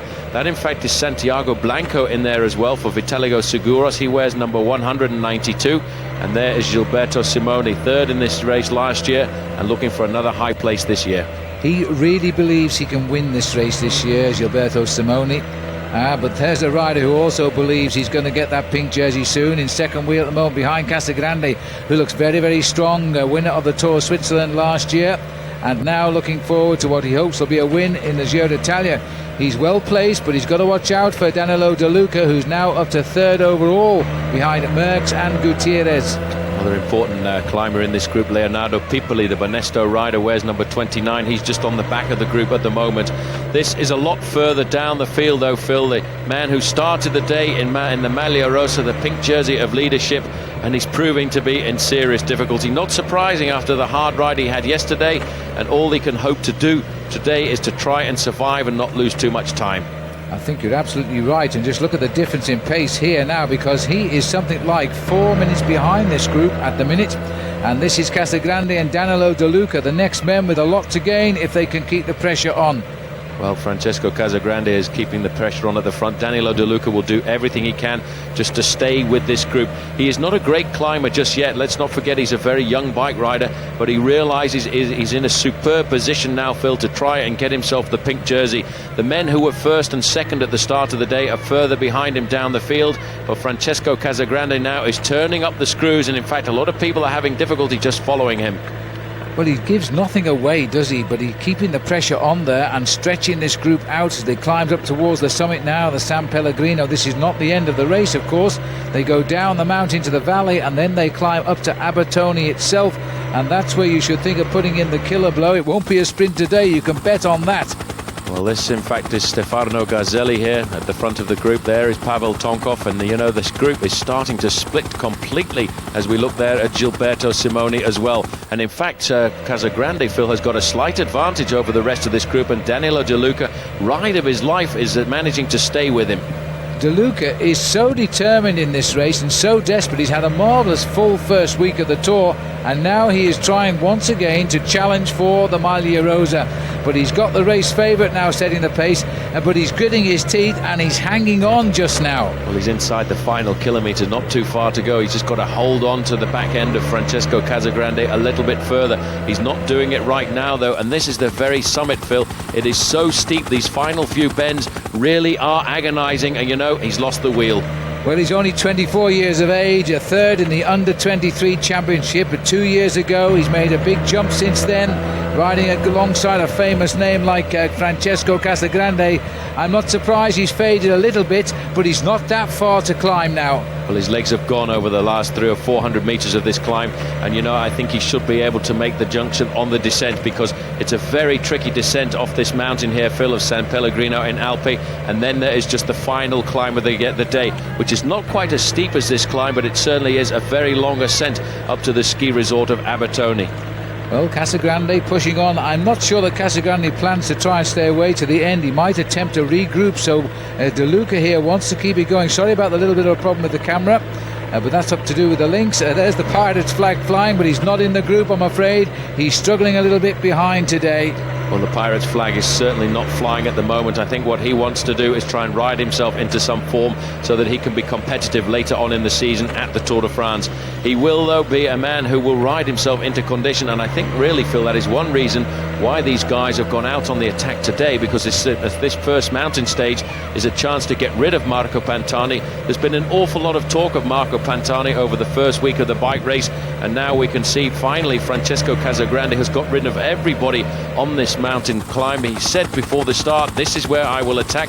You know, announcing the colours early like that is a very brave thing to do, but he's living up to it just now. Absolutely, he sure is, and he's looking over his shoulder here to see if De Luca's coming up, but he isn't. In fact, he's losing ground just now as we twist our way up towards the summit of San Pellegrino. It's a really vicious climb, this one. But Casagrande is looking awesomely strong. Here we come up towards the top of the climb for the mountain point, steepest climb of the race so far. Incidentally, Carsten Kroon, because of all his early points, is still the leader in the King of the Mountains, but we're not seeing him at the front on the steep climbs at all. Well, it's a long, hard day for Carsten Kroon. He rides for the Rabobank team, the Dutch team. They're not used to the big mountain passes, but at the moment you can see De Luca now has been joined there by Belli and Stefano Garzelli, so they are second, third and fourth on the road. But over the summit of this climb, where Francesco Casagrande has an awful long way to go to the finish, because the summit of this climb is 29 kilometres from the finish line. Well, Casagrande will have a big question to ask himself once he gets to the top, whether to wait for perhaps De Luca and try and just stay away to the last climb, because he knows he'll drop De Luca on it, or whether it's necessary to regroup with that small group that's chasing just behind. The clock starts under the banner, and this is the winner at the top of the San Pellegrino, and now once he's over the top he starts the plunge down to the valley. The most important thing for him, Phil, is to try and find out what the time gap is between himself and the group, which is now 3 riders strong behind him. If he has around about the 1 minute mark, then he will keep going, because basically this climb drops right down into the valley below, and it's immediately straight uphill again. He won't have to put too much effort in. You can see now that the next man recovering there on the climb is Gilberto Simoni. He's moving himself up to Garzelli, Belli and Danilo De Luca. De Luca is still the man for the pink jersey if he can keep control of the escape of Casagrande, because there's no doubt that Gutierrez is out of it now. He is too many minutes behind in the groups behind, and there's still another climb to come. But although we appear to have gone over the summit, Paul, they are still dancing at the front here. The clock has started further back, I think. Well, it certainly has. You can see this is an unbelievable crowd that have turned out here for San Pellegrino in Alpi. This is the first major rendezvous of the Giro d'Italia this year. Danilo De Luca moving forward there. He's trying to keep himself in contact in this bike race. He knows that if he can stay fairly close to Francesco Casagrande, he can get himself the pink jersey. He's already got himself a stage victory. And further down the road, you can see there Salvadelli is in serious difficulty. Salvadelli came to this Giro d'Italia as a man expecting to win after a very good performance in the recent Tour of Romandy, but now he's losing time on the first big mountain pass. He seems to have peaked with his form before the start of the race, because he's been going steadily downhill since he got that narrow defeat in the opening prologue time trial. We've never seen Ruska since. I guess he's waiting for another time trial, because he hasn't been able to live with these boys on the mountains. Now we are coming up to the top of the San Pellegrino, and Francesco Casagrande, who's led for half of it, is now going to set himself up for the cruise down. But, well, will he wait, Paul, or will he try for it? The important thing for him is just to try and find out exactly what the time gap is. He will get the information passed forward to him probably by race radio and the team manager, who will be right behind him. I think if it's around about the 1 minute mark, he will keep going. Otherwise, he may well sit up and wait for this group of 4 riders. These are some serious contenders now for the overall standings in this year's Giro d'Italia. And there is the leader of the Mercatoni Uno squad. And I think he'll be happy with the fact that he is in front of Marco Pantani, the pirate, who is riding his first mountain pass in the last 11 months. Well, these guys are only about 20 seconds back. It was De Luca, Simoni, Garzelli and Belli over the top of the climb. And the climb continues to go on as we go back here now a little way down the road here to find the Maglia Rosa in all sorts of difficulty today. There's still quite a way down the climb. Well, in fact, the Maglia Rosa is in contact with the pirate. Marco Pantani is in this group here, surrounded by teammates from the Mercatoni Uno squad. You can see them with the yellow jerseys at the front. And in fact, now on the descent of that climb, Francesco Casagrande is flying away, and he has around about a 35-second advantage over the group of behind of 4 riders. It looks like Axel Merckx is in here too, and he is losing ground and losing his overall position as well. As we go back to the leader now, lessening descending from Casagrande. He's certainly not waiting for them. If they're going to join him, he'll accept that, but he's not going to wait for them. You got a quick glimpse of the clock on the car there. That was 80 kilometers an hour. That's 50 miles an hour on this descent. A very rapid descent here off San Pellegrino in Alpi, and around about a 15-kilometer descent. As soon as you get to the bottom, there's no flat in this course at all. You immediately turn upwards again, and you've got the final ascent of the day up to Abetoni.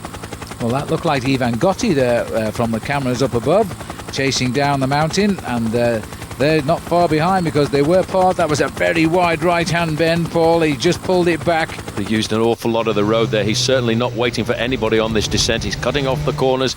He's over the summit of San Pellegrino now, 1,525 meters, and you can see this is a fairly smooth descent, averaging out at 2 or 3%. Once he gets to the town in the bottom, then it's again straight uphill to the finish line. It looks now as if we still have the same 4 chasers. De Luca very urgently on the front with Simoni and Garzelli, and of course the man who's managed to get on the back of there, Vladimiro Belli.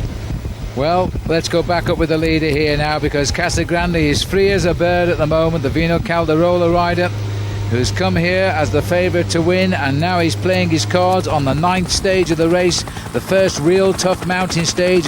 The San Pellegrino climb is behind. He's won the maximum points there. He is now running down towards the finishing climb up to Abetoni, and that, although not as steep as San Pellegrino, is a really tough climb. It goes right up to over 1,300 metres from a climb, and it's crashed. This is Moreno. I think it looks like Moreni who's hit a car. It is. It's Christian Moreni, in fact, the man who was leading this bike race just a couple of days ago. He's gone into a spectator's car at the side of the road. He did not look very good at all, Phil, but I do believe that he is back up and riding his machine, but that was a very nasty crash. Well, that is a great tragedy. Moreni appears to be riding again, but he's a bit shaky to say the least. There was always the risk of a crash because these corners coming off San Pellegrino are very tight indeed. You need a full concentration on here. As we're looking at the speed now, slowed down to 42 kilometres an hour because we've just started a little bit of a climb again now. Well, we've got around about 13 kilometres to go to the finish line. We are on the final slopes of the day up to Abetoni, and the advantage for the moment of Francesco Casagrande is still around about the 1 minute mark. The group has swelled from behind because although Pavel Tonkov was dropped, Phil, he's managed to integrate into the leading group again with his teammate Andrea Noe, and in fact there's a very strong group starting to form behind the lone leader. This now is Andrea Noe digging very deep with Pavel Tonkov in second position here, trying to pull themselves back into the race. But once again, when it comes to the first big rendezvous, Pavel Tonkov is put into difficulty in the climbs. Well, I'm not sure where the clock marker is, but if it stops we might get some idea. But it's certainly a minute now, the gap, as it comes off the screen.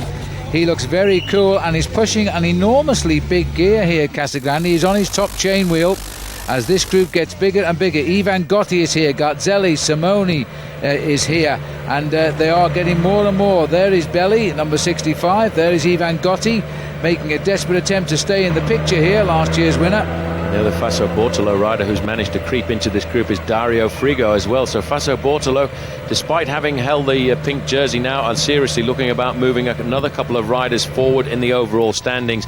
Leonardo Pipoli, the man on the back there for Banesto, wearing 29, is the little climber, the Italian on the Spanish team. We're inside now, 10 kilometers to go to the finish. But look at that, 1 minute and 43 seconds is the advantage of Francesco Casagrande. He's riding himself into the pink jersey today.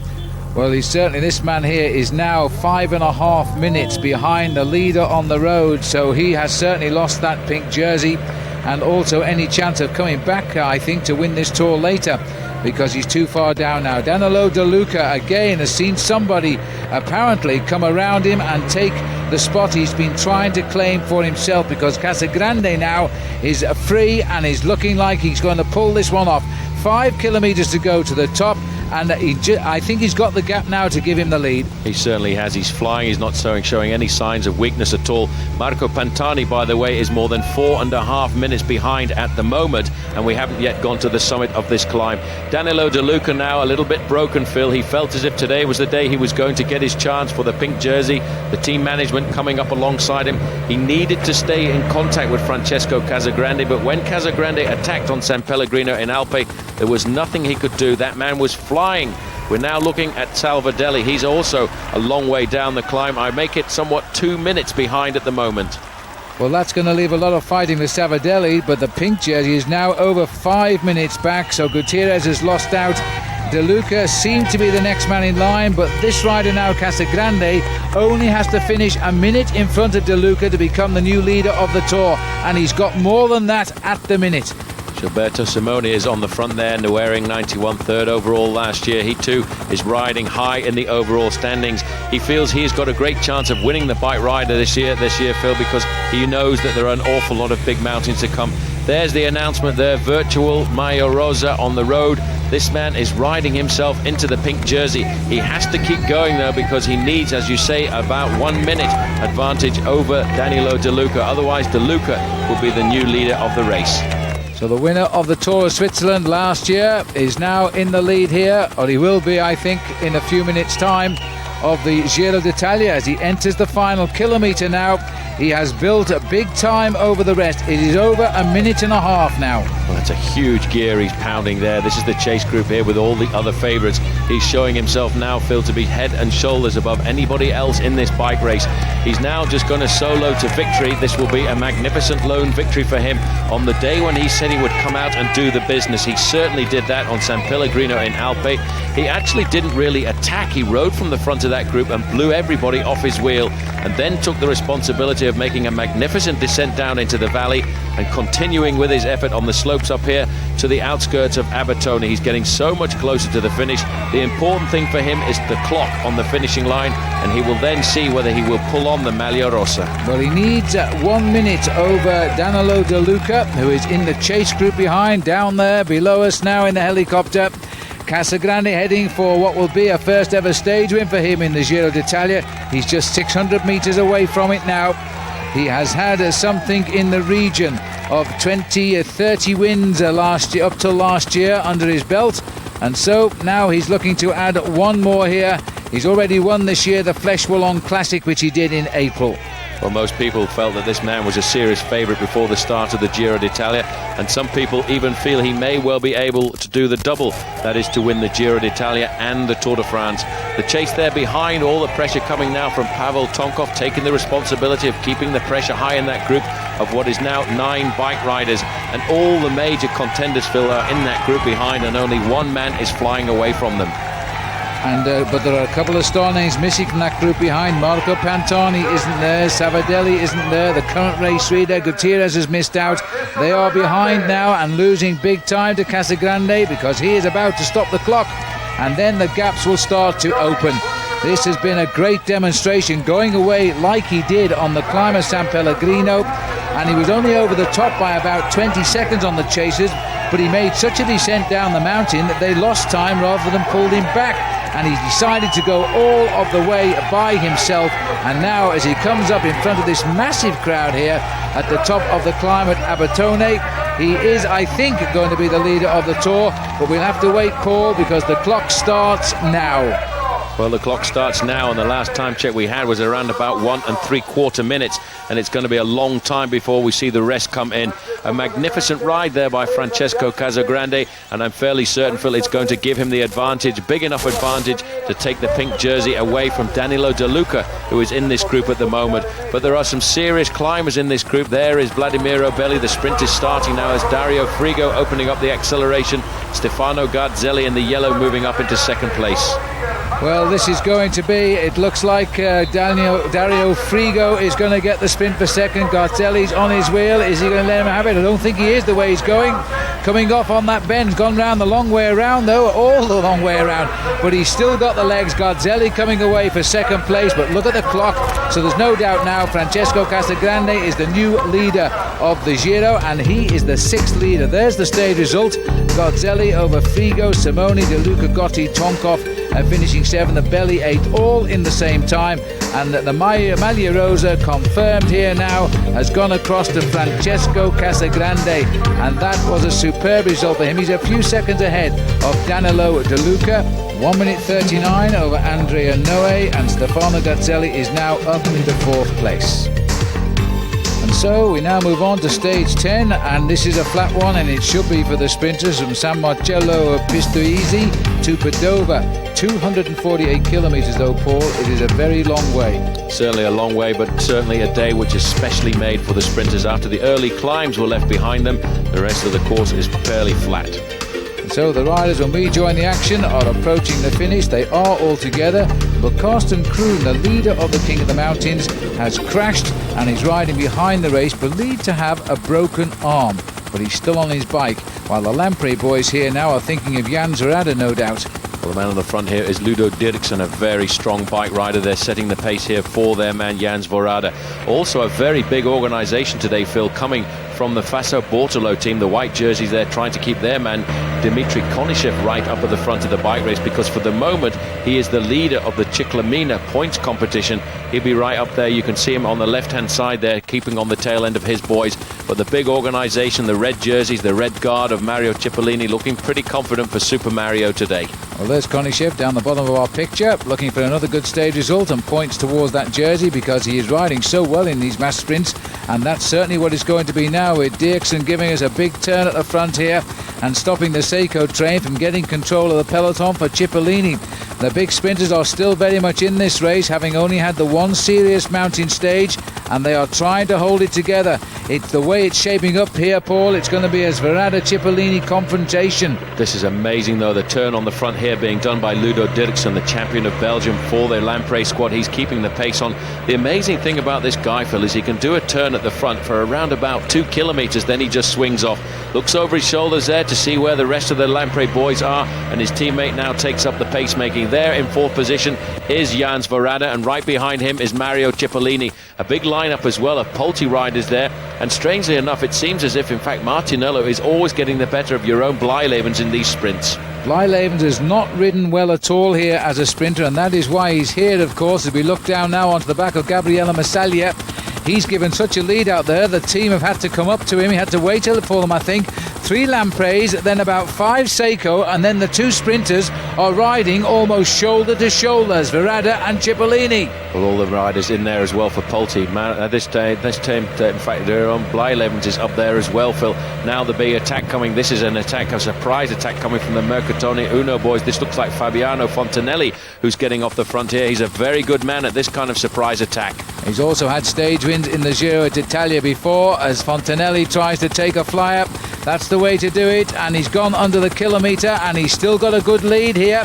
He may have caught the sprinters off guard, because it's Lamprey now who are trying and can't try anymore. They're handing over to a 5-man Seiko train now, and Cipollini could be on for the perfect lead out. It is going to be a rough ride through the finish. Cipollini is the 4th man at the moment.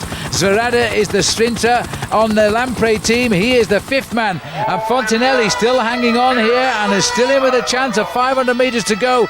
But the final chase down now coming from Seiko. There's a sharp bend coming, and in fact Fontanelli didn't even bother with it. He's allowed them to go through on the inside. This this is looking like the perfect lead out now. But watch out for Zverada. He is third wheel here as they fan for the line now at 50 metres, and Zverada takes on Cipollini, and that is Caranta who's come through on the rails. And Ivan Caranta, what a turn of speed that man has. He came from absolutely nowhere, as he did when he won the first stage. Well, you know, Mario Cipollini has got the perfect lead out here. He's got a man right in front of him. On his wheel there is Jan Zverada. But look at this acceleration now. Quaranta, as soon as he saw the finishing line, he turns on the gas, and he's going around about 5 kilometers an hour faster than Super Mario. Mario looks across and he knows that that's it. He backs off the pace a little bit, and by doing so he allows Zverada on the right hand side to come by. He's going to get second, and Super Mario, I think, has found the man who's going to take over his throne. Well, Cipollini doesn't like to race for second place. Once he realised he'd lost the stage to Caranta, he sat up. This younger man is showing now in his second Giro as a stage winner how well he can ride, and he tells the crowd as well. Third place going to Cipollini. Zverada gets fourth. There's the confirmation. Zanotti fourth, rather. Blyleven's in fifth. No change at all. Francesco Casagrande keeps the Maglia Rosa in the Giro. So we move on now to the 42-kilometre race of truth, the individual time trial from Lignano Zabbiadoro to Bibione. Now then, Paul, there might be a change here. Well, certainly there could be, because you know there are some very good time trialists here, and I think most of the bike riders today would really prefer to be out on the beach rather than riding this very difficult course. It's completely flat, 42 kilometres, and the kind of time trial course that really suits the big strong men, and I think maybe we might see the return of Pavel Tonkov. Well, you might be right, Paul, but don't forget there is a strong wind blowing over the last 20 kilometres of the course. There's a reminder how we stand in the overall classification. As always, we start in reverse order with the champion so far, Francesco Casagrande, starting last.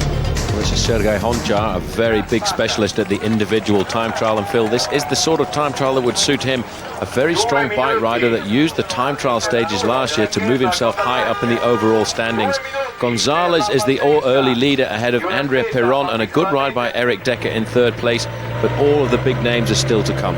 Decker on his way back, by the way, after a broken elbow in the Paris-Nice race this year, so that is a good ride by him. But let's get out on the road. The last 20 kilometres, as I say, is a very strong wind here.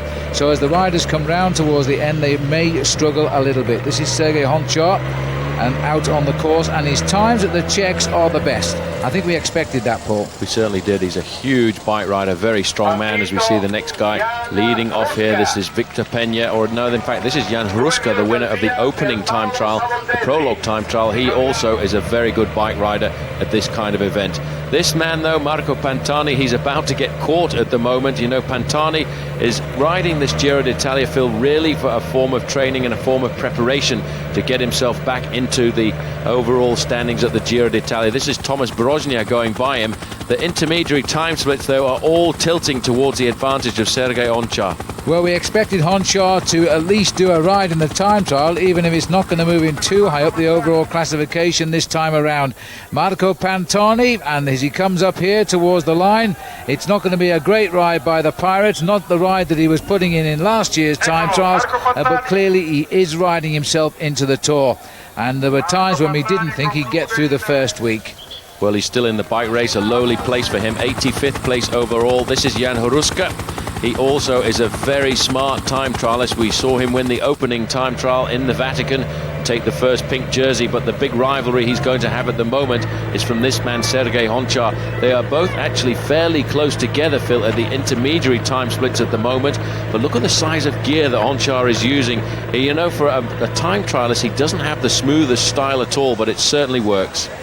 And Casagrande kicks out of the start house. Last man to go now to wrap up the day's racing. He chases everybody on the course.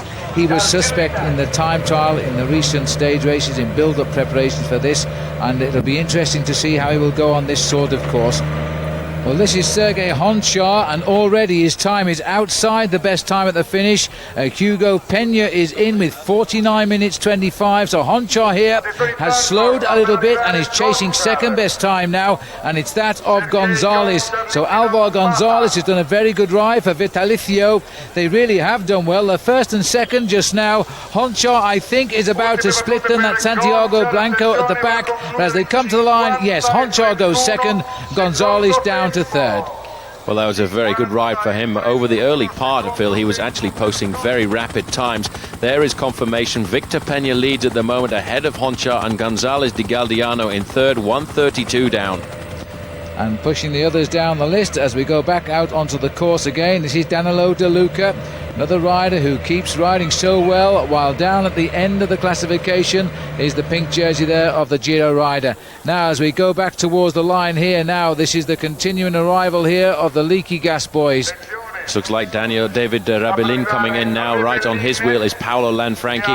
Not a very good ride by David Rebellin. He's looking at a top 15 spot at the moment. Paolo Lanfranchi has been caught. He actually started 2 minutes before David Rebellin, and not a great performance by him. But you can see Rebellin is pushing it all the way to the line. Everybody at the moment is still trying to pull themselves into the pink jersey slot. Well, I think David Rebellin has lost a lot of ground here, Paul, because there's still a lot of riders to finish as he draws into 15th slot. This man continues to ride well, but his time checks are not rivaling that of Peña or indeed Sergei Honchar. So here's the arrival of Ruska. These are, look at the clock now. This is the prologue winner by that magical 52 thousandths of a second. He is not going to win this, though. His teammate Peña still stays number one as Ruska comes up to the line, goes into second now. So again, Vitalicio have first and second on the leaderboard. What a fantastic ride by that team. Absolutely fantastic. The next man to the line will be Paolo Salvadelli. Not a great ride by him either, Phil. He's going to finish outside the top 30. Well, he just scrapes in 29th, 53 minutes and 30 seconds. And he doesn't look at all happy with that ride either. But this man is losing ground to a lot of star names now. This is not an outstanding performance by Casagrande at all.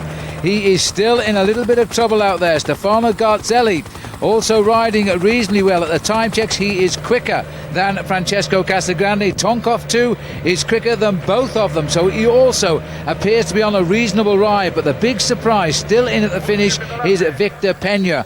Now it looks like Axel Merckx also down the pan a little way today, as he just about scrapes into the top 30 as he comes in 29th thus far, a stage winner already. Back out to Tonkov on the course.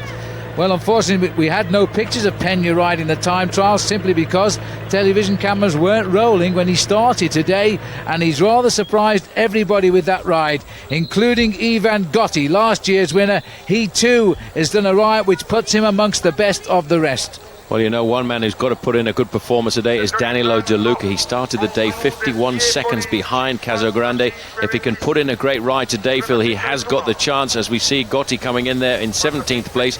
Not a super time trial by him, but Danilo De Luca has a great chance of getting himself the pink jersey. Just 51 seconds separating him from Francesco Casagrande, and at the moment he is actually eating into the advantage of the Italian leader. Well, here's a good ride from a man we didn't expect it from, Vladimiro Belli. He is coming in with a top performance here, and Belli is doing a superb ride. Look at the clock, look at the place. A sixth place so far for Belli. He should be pleased with that one. I think he is. Well, that's a surprise to see him so high in an individual time trial, but this is the man that all of Italy is talking about right now, Danilo De Luca. His time at the moment is pretty good, but Tonkov, Phil, coming in towards the end here, seems to have faded somewhat. He's already gone out outside the time of Victor Hugo Peña, and also outside the time of Jan Ruska, so he's not going to finish with a top 3 place. Well, the leaderboard is now split by only a matter of half a minute or so across a number of riders, and as you can see, Tonkov's time is slipping him away here. He'd be looking to make the top 6 right now as he approaches the time of Vladimiro Belli. Just shows you what a great ride Belli has done, and that really indicates what a bad ride Pavel Tonkov has done, because he normally excels at the time trial. He has only beaten Belli by 4 seconds.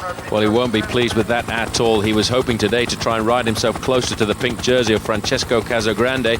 He started 1 minute and 47 seconds behind the Italian, who at the moment, Phil, is having a hard time, but he's actually defending himself quite well. He's not losing too much over the other rivals, and what seems to be happening is we're actually getting a lot of the other guys getting fairly close to the time of Francesco Casagrande at the time checks. Well, the way the time trial is turning out, Casagrande won't worry too much about Peña, Ruska or Honchar for the mountains of this year's Tour de France, but you never know. As coming up to the line now, and this is going to be a reasonable time. Stefano Gazzelli throws his bike at the line there. His time is 51 minutes and 40 seconds, so that keeps him high up in the rankings. Out on the course now, there aren't too many riders still to come in, Phil. This is Danilo De Luca. He is hoping to try and get himself into the pink jersey, but at the time checks, he is actually doing around about the same time as Francesco Casagrande. Casagrande is not a great time trialist, and today he really has to pull himself inside out to try and keep in the pink jersey. Third man from the end, Andrea Noah, coming up to the line. And Andrea Noah too, finishing a little bit down the field here with 52.07, 16th place. At the time checks though, he is slightly better than Casagrande and De Luca. Here comes De Luca now. It's been a big effort by this rider, but one gets the feeling at his age he is already beginning to get a little bit tired in this year's Giro. He's desperately fought to wear that leader's pink jersey, and now it is slipping away from him, because look at the time. Marco Vello, champion of Italy at the time trial, he's gone by now. Noah next. Ludo Dirksen's also in the 18th best time, and De Luca is going to be slower than that. So this isn't a great ride now, but it won't be far away from the performance now from Casagrande if we go by the time checks. Well, Casagrande is the next man to come in. He was the last man to start in the time trial today, and I think really the pressure of the first 2 weeks, the pressure of the challenge for this man Danilo De Luca to try and get the pink jersey has made it very difficult for him. He has weakened. Now Francesco Casagrande is going to have to time out the clocks now, because he's going to turn into the final straight. He will have to sprint up to the line. Well, his saving grace, Paul, is that the riders ahead of him who are much faster are not challengers for the final Maglia Rosa, and that's the only reason, because this is not a good time trial by Casagrande in real terms, but he's very lucky that Tonkov really is the only man to have gained significant time who might be a threat later on. Casagrande coming up to the line then, and all just about in the 30s. 31st place for the Maglia Rosa, and boy has he suffered today. Well, I think that face there tells it all, the pressure of that jersey. There's confirmation of the stage finish. Peña ahead of Ruska and Honchar in third place, but you can see this man, we missed him out on the course, but in fact he has hardly ever had any professional wins to his credit, and this is his first professional win in Europe. Most of his other wins have been abroad. And there's the latest situation now. Belli up to only 4 seconds behind Casagrande. Tonkov only 7. Look at those time gaps, only seconds in it, which really is quite amazing considering the distance we have now covered. 11 stages under the belt, and the riders enjoying their only rest day of the Giro d'Italia before out again on stage 12. This one taking them from Bibione to Feltre, 184 kilometres, and Paul, is a very nasty climb just before the finish. That nasty climb of the finish is 14.8 kilometres from the finishing line, and these three riders are the last remaining attackers of a group of 24 riders that got clear of the bike race today with 113 kilometres to go. And these guys now, Phil, almost 1.5 kilometres from the summit of this climb, 15 kilometres to go to the finishing line, and once they go over the summit, it's all downhill to the finish. Well, this is an unusual combination to get such a big group away, but they did, and the reason being the best placed in them is Alvaro Marin of the Sella Italia team. He's 9 minutes behind the overall leader Casagrande. Every reason then for the breakaway to succeed, as these new riders now make the pace up the mountain. Well, it's Eddie Mazzolini in that group there with Sergio Barbero and Sevilla, the Kelme rider. This is the group that they've left behind at the moment, and one man surviving, in fact doing an unbelievable ride, is the man in the Chiclamina jersey there, Dmitry Konishev. He is having an unbelievable tour. He certainly is, Paul. It's his 6th day in that leader's jersey, and that's why he's in this breakaway. He's looking for all of the moves to make sure whenever he can be, he's in at the kill to score the points. This is the climb then. Once we're over the summit, we've done 169 of the 184 kilometres, and these three are climbing away at the moment. They've put that group back by quite a few seconds. Oscar Sevilla is the man on the front for Kelme. What a team Kelme are turning out to be. They're always on the attack. We're almost at the summit of that climb, and certainly, Phil, the winner of the stage must come from this group, but they do have just a small advantage over the rest, and the rest of that group has really exploded on this climb. In fact, Mario Cipollini was in the group, and he now, I think, is going to get picked up by the main field. Well, the clock started there, but Sergio Barbero looking a little bit tired there. He came over the top. There's nobody attempted to challenge Sevilla for the sprint, and Mazzolini used to ride for Seiko, now he's with Polti.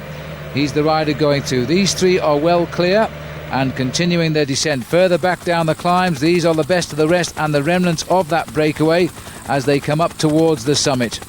Well, there's a nice move there by Dmitry Konyshev, Phil. He's moving forward there. He's done a great ride today to survive on this climb, because he is not really one of the great climbers of the world of international cycling, and a man who really last year said he was going to retire from the sport. But I think what he wanted to do was do a couple more years with Giancarlo Ferretti. There are the three leaders, and in fact their advantage is not really very much more than 20 seconds over the chasers.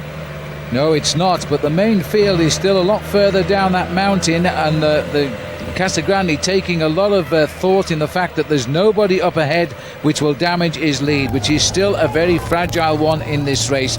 They're at 15 kilometres to go, Paul, so they are nearly 5 minutes behind. They've lost an awful lot of time, but it's a strange day after a rest day. You know, everybody has very different sensations in their legs. This man is now trying to pull himself back into the bike race. He was in that leading group of 24. He survived over the climb, Phil, and he is now trying to get himself even more points on a day when the sprinters may not have their chance. Well, Dmitry Konyshev is something else in this tour. He's not a man for the overall, but he's certainly a man for that Chiclamina jersey, as he now tries to drag the remnants of that original breakaway of 24 up to these three escaping riders. They've just gone past the 9 kilometres to go, and the Mazzolini, here he is trying to freewheel his way to the finish, I think, as Barbaro gives him a little bit of a push. Well, these riders must take some serious risks, because that group behind is not very far off the back of this leading group of three. You know, Eddie Mazzolini looking over his shoulder there, and he can almost feel the chasers. 30 seconds the official time gap of Barbaro, Mazzolini and Sevilla over the group, which is around about 9 riders strong, I think, and the main field more than 4.5 minutes back. Well, the chase is on behind, but we seem to run out of cameras today. They're spread over so far. As we pull back from the three leaders of the helicopter now, the others are chasing, and they are getting on. Look at this, because this is a very fast descent, and that man Konyshev is leading the charge down here. He's got a Lamprey rider on his wheel as they continue to chase into the group. Well, you know, the Chiclamina jersey is the jersey for the most consistent bike rider in the race, Phil, and you know it's been won in the past by Piccoli, and Piccoli himself is in this group. But if a man like Dmitry Konyshev can pick up points on a day like this, he's really going to challenge the sprinters for the overall win in that competition. And we're looking at the leader, Eddie Mazzolini, trying to pull something special out of this for Polti, where the sprinters Martinello and Jerome Blyleven so far have failed. But I don't think they're going to make the finish without company, because that group behind, led by Dmitry Konyshev, is coming down at a rate of knots. In fact, such a rate of knots, the three of them have hooked up now. One of those is Piccoli, he's the fourth wheel now. Well, that's a great move, but most of the work has been done on the descent by the Chiclamina jersey, and the Chiclamina jersey is that of Dmitry Konyshev. Marin is the rider on the back there for Italia Nectar, but now you can see Mariano Piccoli, he's gone straight by. But look at that, Phil, the response coming immediately from Konyshev.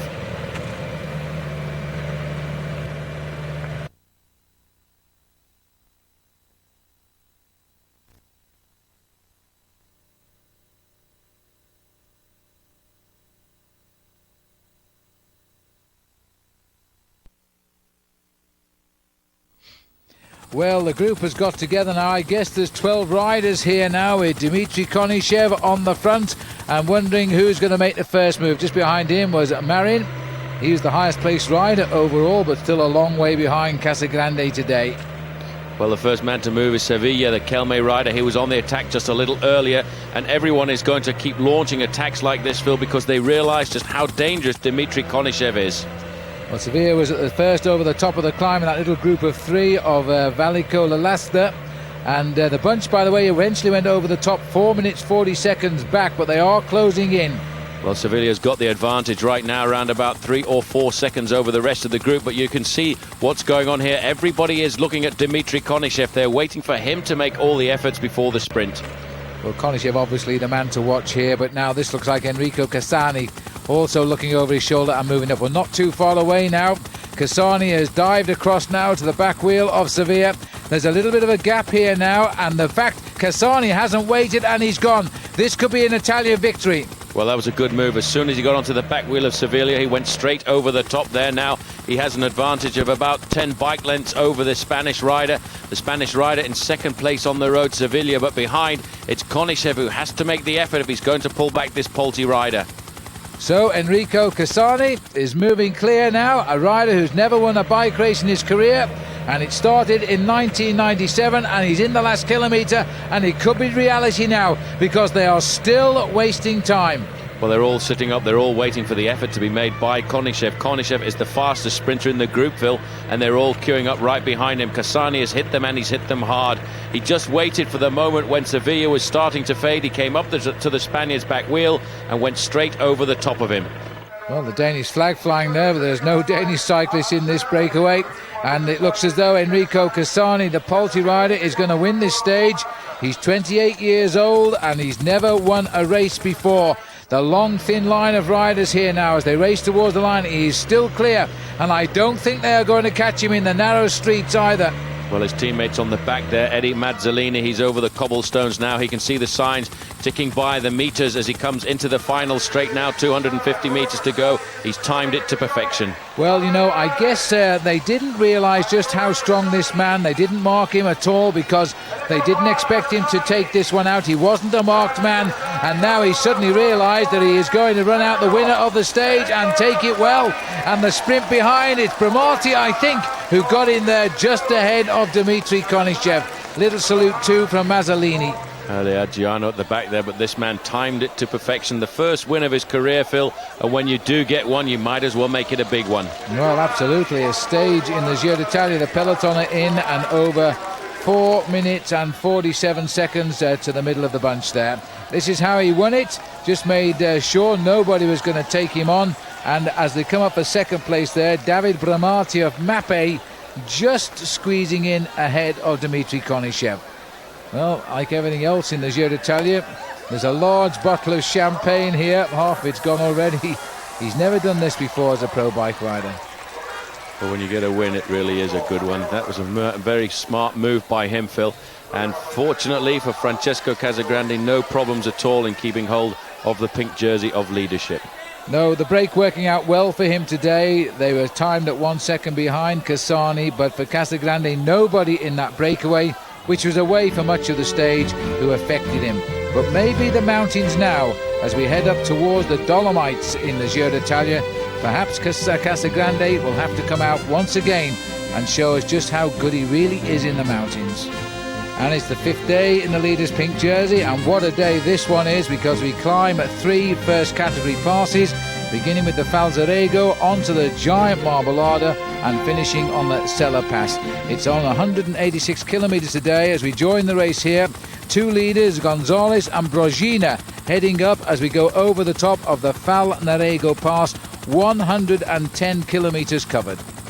Well, the interesting thing is that, in fact, this is the remainder of a 7-man group, and once again on the attack, Dmitry Konishev. This man, Phil, is looking for points every day. It doesn't matter whether it's a mountain stage or a sprint stage, and he goes over the top of that pass, the first major pass of the day, in 3rd spot. But the pink jersey group is timing at around 1.5 minutes in a small bunch, and the main field 3 minutes 40 seconds, because everybody worried after this very tricky descent here. We run down to the start of the climb of the Marmolada. Well, the Marmolada going up to over 2,000 meters in altitude. That's more than 6,000 feet, and it is an unbelievable climb. But I think what is more difficult is the fact that you've got the Marmolada immediately followed by the Passo di Sella. You can see for today that the pink jersey's got all of his men around him, the guard who will look after him on all of these mountain passes, and the man he will count on the most, Phil, I have to say, is Roberto Conti. And it will come as no surprise if I tell you that Mario Cipollini failed to start this morning. Took one look out of his window, I suspect, and saw the mountains and decided to return home. I think it was that bad allergy coming back to him. He's got a serious allergy problem when it comes to looking up to the big mountain passes. But it's as if this group now is starting to come back together again on the descent, you know, and I do feel that the man who has made the junction is Dmitry Konishev, and that's amazing, Phil, on a stage like this. Konishev is like the young man that he was about 10 years ago. Yes, he's never ridden such a good race for a long time, but he's certainly looking good now and consolidating every day his lead in that points competition.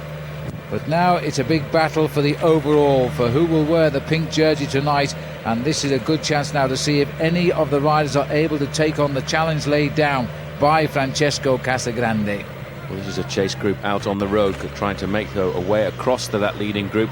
which at one time had more than 3 minutes on the main field. But I do feel certain, Phil, that this will start to come down before the finish. This is the man who has really been the man of the match over the first 10 days of the Giro d'Italia, Dmitry Konishev, the sprinter, the man of the flat stages, and yet every time there's been a mountain so far, he's been out on the attack. Well, looking back here now, the pink jersey, 2 minutes plus still back to Casagrande. He doesn't look too concerned with the way things are going. Back up to the leaders now, Jaime Gomez. Kepi Gonzalez, as we know him as, is the former winner of the King of the Mountains on 2 occasions. And a little bit further down the road now, we're looking here at Noncentini, Paul, from the Mappe team. Well, he was earlier on in that leading group of 7 riders, so he has now been pulled back into the fold, the group of the pink jersey, and the first man to catch him was his teammate Paolo Lanfranchi. Lanfranchi is riding a very good Giro d'Italia right now, and he is in this group with Noe, you can just see on the right-hand side there, and Pavel Tonkov. Roberto Conti is the man on the front setting the tempo, and he is really looking after his man in the pink jersey, Francesco Casagrande. Well, we're just inside 50 kilometres to go now, and in fact Casagrande looking to make his move, I think, to start closing that gap down. He's allowed it to run enough times. He must be a little bit worried by Kepi Gonzalez. Everybody else I think he'll feel pretty content with, because the majority of the other challengers are not too far away from his side. Back up to the leaders here now. This is Brogina. And in that group as well, Ricardo Ochoa. He's the Calme rider, but the face of Francesco Casagrande, Phil, right now doesn't give very much away at all. He looks very comfortable. He proved over the San Pellegrino in Alpi that he is in very good condition over the big mountain passes. In fact, though, he is a little bit isolated. He only has one teammate in this group in the shape of Roberto Conti, and the 3 leaders now have an advantage of around about 1 minute over the main field. And this is the middle of the pack here, and they're looking a little bit unhealthy while at the front now, followed by Tonkov. Casagrande is launching the attack. We're approaching now the slower slopes here on the climb of the Marmolada. It starts very steadily, but Casagrande has not waited long here now to try and put matters to rights. Dario Frigo is the Faso Bortolo rider there, but you can see how attentive Pavel Tonkov was. A quick glimpse of Axel Merckx going straight back through the main field there. He was caught after an early attack on the first slopes of this climb, but riding their way back up there is Hernan Buenahora. Now they've responded to that attack by Francesco Casagrande, and it seems as if the whole group is now going to stay together. Well, look at this now, Casagrande just preparing to do what we saw him do on the San Pellegrino, and that's try and ride everybody off his wheel. Ivan Gotti always smarting a little bit when people didn't think his win last year was justified because of the late disqualification of Marco Pantani, but he has won the Tour before. He's had 2 Giro wins, trying to make an impression here now, but he still has a lot of work to do. As the group, Gazzelli is also here now. Pavel Tonkov just on the back of this group, I think. Well, you can see now that in fact Casagrande is missing out on the fact that he doesn't have too many teammates. In fact, nobody has very many teammates left at all, because this acceleration has actually blown the group to smithereens as Casagrande sets the tempo on the front all on his own. There is Gotti on his left-hand side. On the far side is Garzelli. Buenahora has moved up here, and a nice recovery there by the man in white from Faso Bortolo. That is Dario Frigo, and he's climbing himself high up in the overall rankings here, Phil. Well, Frigo's having a pretty good tour right now, but again Casagrande is using the same tactic of setting the pace. So often climbers like to set the pace and see if they can ride the riders off the wheel. They don't like to be dictated to because they can't rise to the speed of others. Garzelli there, though, looking very, very good and matching him wheel turn for wheel turn at the moment. Gotti to me, Paul, doesn't look that good. He looks as though he's struggling here. It looks as if he's pretty much on the rivet, but at least he's in the front group at the moment, because I think once again Pavel Tonkov has been put into difficulty because of that acceleration. Tonkov here doesn't really show any emotion at all. He's sitting down, ticking out a fairly sensible tempo, but he is not able to stay in contact with the pink jersey at the moment. Now this is a major surprise, because a lot of people felt that this guy was a big chance for him to come back and win this bike race again. He's got Paolo Lanfranchi in there with him, just trying to pace him a little bit more, hoping that he's going to recover. It doesn't look to me as though he's going to recover right now, because he is starting to slip away here. The Mappe team are very unhappy with his riding just now. They don't feel as though he's putting his back into the race. Well, I'm not sure he can do, because if that's Moto 3, that's the 3rd camera bike on the road. He is now losing serious ground on these 3. Little bit of a surprise to see Garzelli riding so well. Another man who's won the Tour of Switzerland, like the man who's leading the pace here. And Gotti, well, I reckon he's there purely because he's a proud man and carries number one. Well, he certainly has. He wants to try and win this bike race again. He felt very confident before the start of the Giro, and you know, I don't think his time trial was all that good. He may well improve as we get closer to the end of the Giro d'Italia, because one thing you must not forget about the Giro, it is a very different race to the Tour de France. All of the big climbs, Phil, come in the last 3 or 4 days, and this race can get completely turned upside down. But Francesco Casagrande at the moment is proving to be the strongest bike rider in the race, and he's putting serious time between himself and his closest challengers. And a bit of a Mapo tempo ride now as they try to rescue Pavel Tonkov and do something with him here. But he's a long way back, and up comes the pink jersey now, beginning to start to pick off the riders from the original breakaway. This is the way Francesco Casagrande had decided he wanted to do it. He gave them quite a lead at the bottom, but now he is starting to ride past them one by one. This is Santiago Blanco. He attacked earlier on and is now about to be picked up by the Maglia Rosa of the Giro d'Italia, and he looks to be riding with such ease. He's just setting a nice steady pace there, and he's not even attacked, Phil. He's just riding a tempo, his own tempo, just to keep the race going together. On his wheel, though, in fact, the man who is in second position there is the man who is the leader of the Mercatone Uno squad, Stefano Garzelli. Marco Pantani has been left an awful long way behind already. He's at the moment said to be 2 minutes behind this leading group. But Phil, look at this. Pavel Tonkov looks as if he's absolutely stopped. Well, he's on the Marmolada, and I think he really has hit the wall just now. He started to crack very early on. This rider's not put a wheel mark wrong just now. Remember that the top of the classification is not big gaps, but it might be by the end of this stage. Once over the Marmolada, we then will move on to the Sella Pass and then head down for the finish in Salva Gardena. And I think that today Francesco Casagrande has tried to put the record book straight. Well, he certainly is trying to blow this race apart. Gotti is now starting to look in difficulty.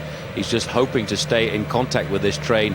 At the moment, we still have a group of riders off up the road, but this is the battle for the overall standings at the Giro d'Italia. The pink jersey on the shoulders of Francesco Casagrande, and further down, the man who thought to challenge him here, Pavel Tonkov, is in all kinds of difficulty. He can't stay with his own teammates, Paolo Lanfranchi and Andrea Noe. And look at this now, and that spectator got pulled out the way, but now Casagrande is keeping the pressure on. Garzelli is struggling. I think Gotti has gone. Gotti has lost the wheel there, and Garzelli has done well to come back. This is Dario Frigo again here with Santiago Blanco. Well, Dario Frigo was with that group for a while. He's riding his own tempo. He's not actually losing too much time. He's riding a very sensible pace, but he's not trying to follow the accelerations at the front coming from this man. Francesco Casagrande is tapping out the tempo on this climb at the moment, but in fact Ivan Gotti, Phil, seems to have recovered a little bit because he's pulled himself back up to this group, and we're now looking at the 3 top men in the Giro d'Italia, the 3 big climbers. Further down, Santiago Blanco has done his job for the day, and I think he will disappear from the action. But Dario Frigo is riding on. He's keeping himself in contact with the bike race as we get towards the summit of this very difficult climb of the Marmolada. But let's not forget, there's another tough climb to go, the Passo di Sella.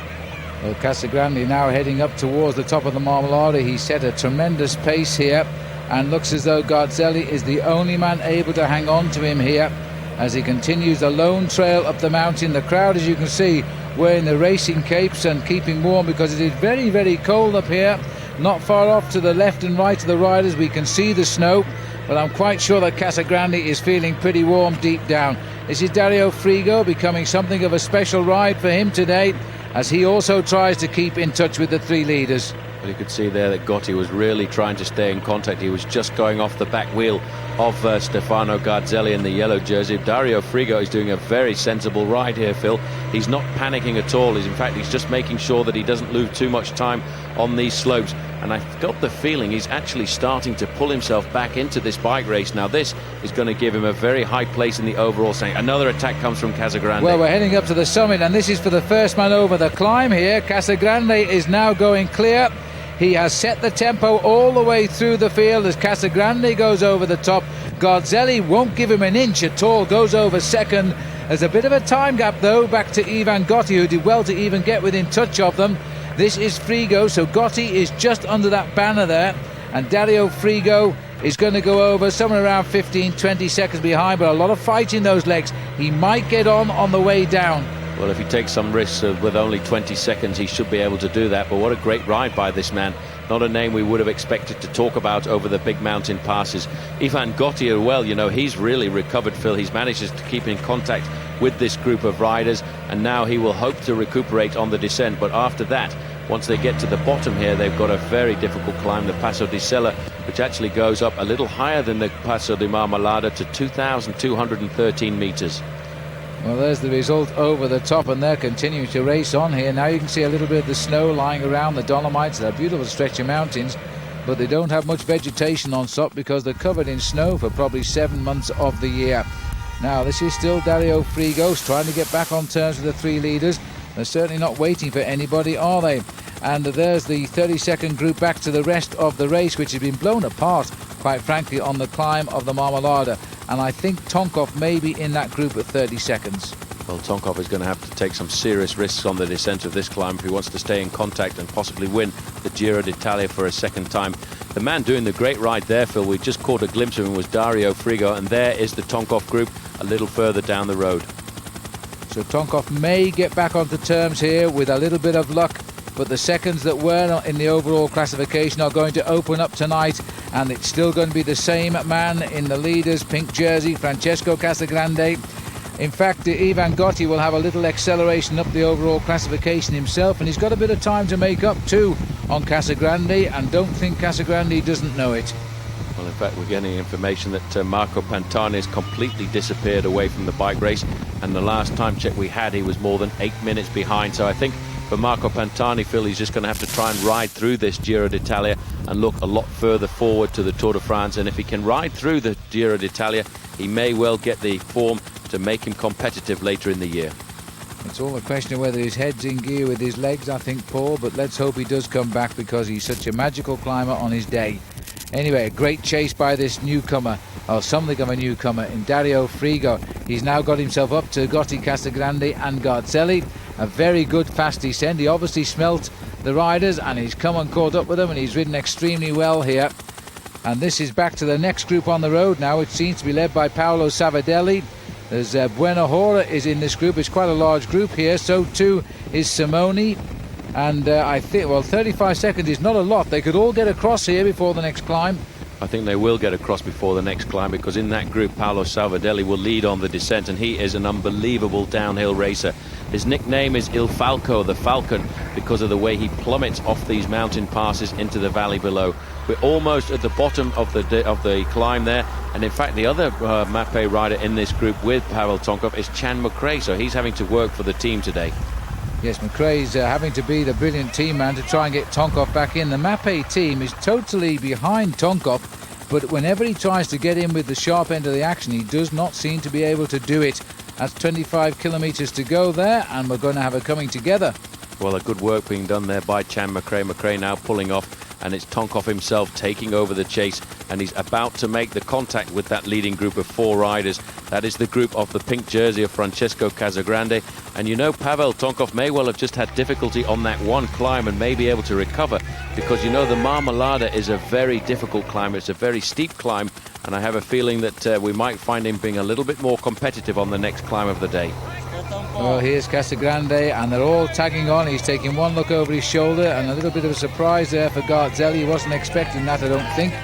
Dario Frigo, who has had a couple of wins this year in the Tour de Campagna and the Giro del Trentino, Tour Trentino. And another attack going, and this time now it is the leader of the Kelme squad who has launched it, Jose Luis Rubira. He's waited while they've all regrouped, and now he's hit them again on the climb towards, well, not quite towards the finish, because once over the top of this one, which is some 15 kilometres uphill, they then plunge down to the finish in Selva Gardena. Look at that. You know, they all looked across at him, but everybody must be having quite a hard time at the moment, because nobody got out of the saddle at all. They saw the attack happen and nobody wanted to respond, but somebody has responded, and this looks as if it may well be Santiago Blanco again who is coming across there. The Spaniards, Phil, are on the attack every time there's a mountain pass, and nobody now in this group wants to chase, but they're going to have to pick up the chase a little bit later on, you know, because Rubiera is fairly high in the overall rankings and could be a danger. Well, I'm surprised that Blanco here can find the strength to have a go. He's just been brought back. I thought he'd blown on the Marmolada, obviously recovered, caught him with that third group and has come back up to the leaders and recovered well enough to go now with the move. And I would think that Rubiera will be pretty happy he's got a second pair of wheels to help him out here. Well, in that group, Vladimiro Belli is the other Faso Bortolo rider, and trying to get across now. Andrea Noe has launched the attack off the front. Now, this will take the pressure off Pavel Tonkov, because that means then that the Mapei team won't have to chase after those leading two riders. But you can see Noe is not getting that much of an advantage over the rest of the group there, and I'd like to get down there right now and just see exactly who's going to take up the pacemaking. And that's what they're thinking, I think, Paul, at the moment, because the pink jersey, strangely enough, is now taking a quieter step here. He's waiting for the others to make the move. And well, there we are. We've got a move being made, and he's immediately followed. And that's Ivan Gotti. I'm not surprised Casagrande has responded to him, because Gotti, who was struggling on the climb of the Marmolada, he was dropped by 15 seconds, also trying to launch an attack. Well, moving right up onto his wheel there was Pavel Tonkov. So Pavel Tonkov may well have recuperated somewhat, Phil, because the Marmolada was a climb that was just a little bit too steep for him. In this group as well is Hernan Buenahora and Stefano Garzelli on the left-hand side there. Moving forward now is Gilberto Simoni. Third overall in the Giro d'Italia last year. Now he wants to get out on the attack and start to stir things up. Well, there's the face of Simoni, third last year in this race. He would have been fourth, but for the late disqualification of Marco Pantani. He's also trying to gain a little bit of time here. Well, Casagrande can't let these riders go too far ahead. Certainly not Simoni. And another attack again. This time it comes from our old friend Hernan Buenahora as he now moves clear. It seems odd to see him in the colours of Stella Italia. We're so used to seeing him in the green and white of Kelme. But that is a good little climber there, and the breakaway immediately jumping on him. Well, this is Gilberto Simoni, a very tough move by him. This man is trying to ride himself up into the high rankings of the overall standings. There are two riders up the road at the moment, Jose Luis Rubiera and the man who got across him was Santiago Blanco. Now it seems to me, Phil, as if the pink jersey here of Francesco Casagrande is in a little bit of difficulty, because he doesn't have any teammates in this group at all. He doesn't have anybody who can help to set the pacemaking on the front. Now Garzelli thinks he can go. Well, Garzelli, another rider who is beginning to look good now, and Marco Pantani has said he would like to see Garzelli win this race. Well, he's not a rider we would have put down as a number one contender, but look at the way he goes here. He's gone again, and clearly Casagrande fears him because he's come straight up to him. Well, Casagrande's got to respond to these attacks now. He shouldn't have let that man Gilberto Simoni get off the front, though, because Simoni, I think, is a serious challenger. Third overall last year, and he's obviously looking to go a little bit better this year. Well, we're looking here now at Santiago Blanco. You see the little didgeridoo underneath the bottom bracket there? That's a transponder which times the riders on the climbs this year, which is how they're judging the King of the Mountains. The trouble is they haven't made the little machinery compulsory to be worn by all of the riders. Well, Ivan Gotti again trying to go off the front here. Immediately, though, you can see the pink jersey of Francesco Casagrande responding to that attack, and it all comes back together again. The head of the race, the leading two riders, have a 15-second advantage over Gilberto Simoni and the main group of the Maglia Rosa at 30 seconds at the moment. Santiago Blanco seems to be in a bit of difficulty here, Phil, staying with his partner in the breakaway, Jose Luis Rubiera. Now, these two guys are very good climbers indeed, and the man starting to make the difference in the gap getting across to them is this man here, Gilberto Simoni. Wears number 91. He's the leader of the Lampre squad, and Buenahora thinks, well, this is the time for me to go as well. And he's got a nice little gap at the minute, but you know, we're seeing here the select group of the Giro d'Italia, because everybody else is out of the hunt now in this race. The last time check on the main body of the field was 18 minutes back. So we're looking here now at the real creme de la creme, and this is Gilberto Simoni, who has, as Paul said, finished third last year, and is now trying to gain a few seconds, because a few seconds here and a few seconds there, and Casagrande will lose that leader's pink jersey. Well, Ivan Gotti, I don't know what he had for breakfast, but he's out on the attack again now, trying to get away from Francesco Casagrande. He's attacked Casagrande about 4 times so far, but every time the man who leads the bike race has managed to respond. He's come out and he's pulled himself back up to the man who wears number 1 as last year's winner. And another attack coming to the pink jersey. This time it's Stefano Garzelli. Francesco Casagrande, Phil, is being put under pressure today on the final big climb of the day, the Passo di Sella. Still 6 kilometres to climb from that 20-kilometre banner, and then the plunge downhill to the finish. And it looks as though Buenahora is about to be brought back to the fold, but not without a fight. He's going to keep the tempo on there. One or two riders suffering at the back of this group, which is getting smaller by the minute, and all because of the tempo being set by Garzelli and Casagrande and these incessant attacks coming from Ivan Gotti. Well, that gives you an idea of what the Passo di Sella is like. We're halfway up it at the moment, and the man making the difference here is Gilberto Simoni. This looks very much like Hernan Buenahora. He's been trying to blow this race to pieces at the moment. He's an exceptionally good climber, a man we've seen on many occasions at the Tour de France, and here riding for a new team which is made up basically of Colombian riders with a few Italians as well, the Selle Italia Nectar team. There are 5 Colombian riders in this team and 3 Italians. And they're all pretty good climbers. Now look at that. De Luca was near the front of this group. He's not quite as far back as everybody else, but I think today he's lost his part in the Giro as well. Nearly 4 minutes back for poor Danilo now. He's still so young, and this race getting a bit too far for him. And back up towards the top, as this is Gilberto Simoni, and now back to the very front. I thought for a moment that perhaps Santiago Blanco had been dropped, but no, the two riders are together. Santiago Blanco is putting the pressure on here right now, and it looks as if Riviera is the man in difficulty. Getting out of the saddle now on the steeper part of the climb, just trying to keep those gears ticking over as Riviera gets out of the saddle too to bring himself back up to the tail of his compatriot. So the Spanish, Phil, really are the aggressive teams when it comes to these mountain stages, and the man who at the moment is making the best move up the overall standings is Gilberto Simoni there. But this group seems to be swelling. In fact, I thought I caught a glimpse there of Sergei Honchar, who rode a very good time trial a couple of days ago, and he now is in this leading group, which is starting to swell. But Simoni has made the contact. Well, that is a very good ride by Honchar. If he's got into that, we don't really consider him as a top climber, although he's on his day, he's had some good results. Now it looks as though there's 3 at the front now, as Simoni has got across to the 2 leaders with a fine demonstration of climbing, and he's going to hit them straight away and see if they've got any legs left to follow him. Well, we might have. Riviera is going to go after him.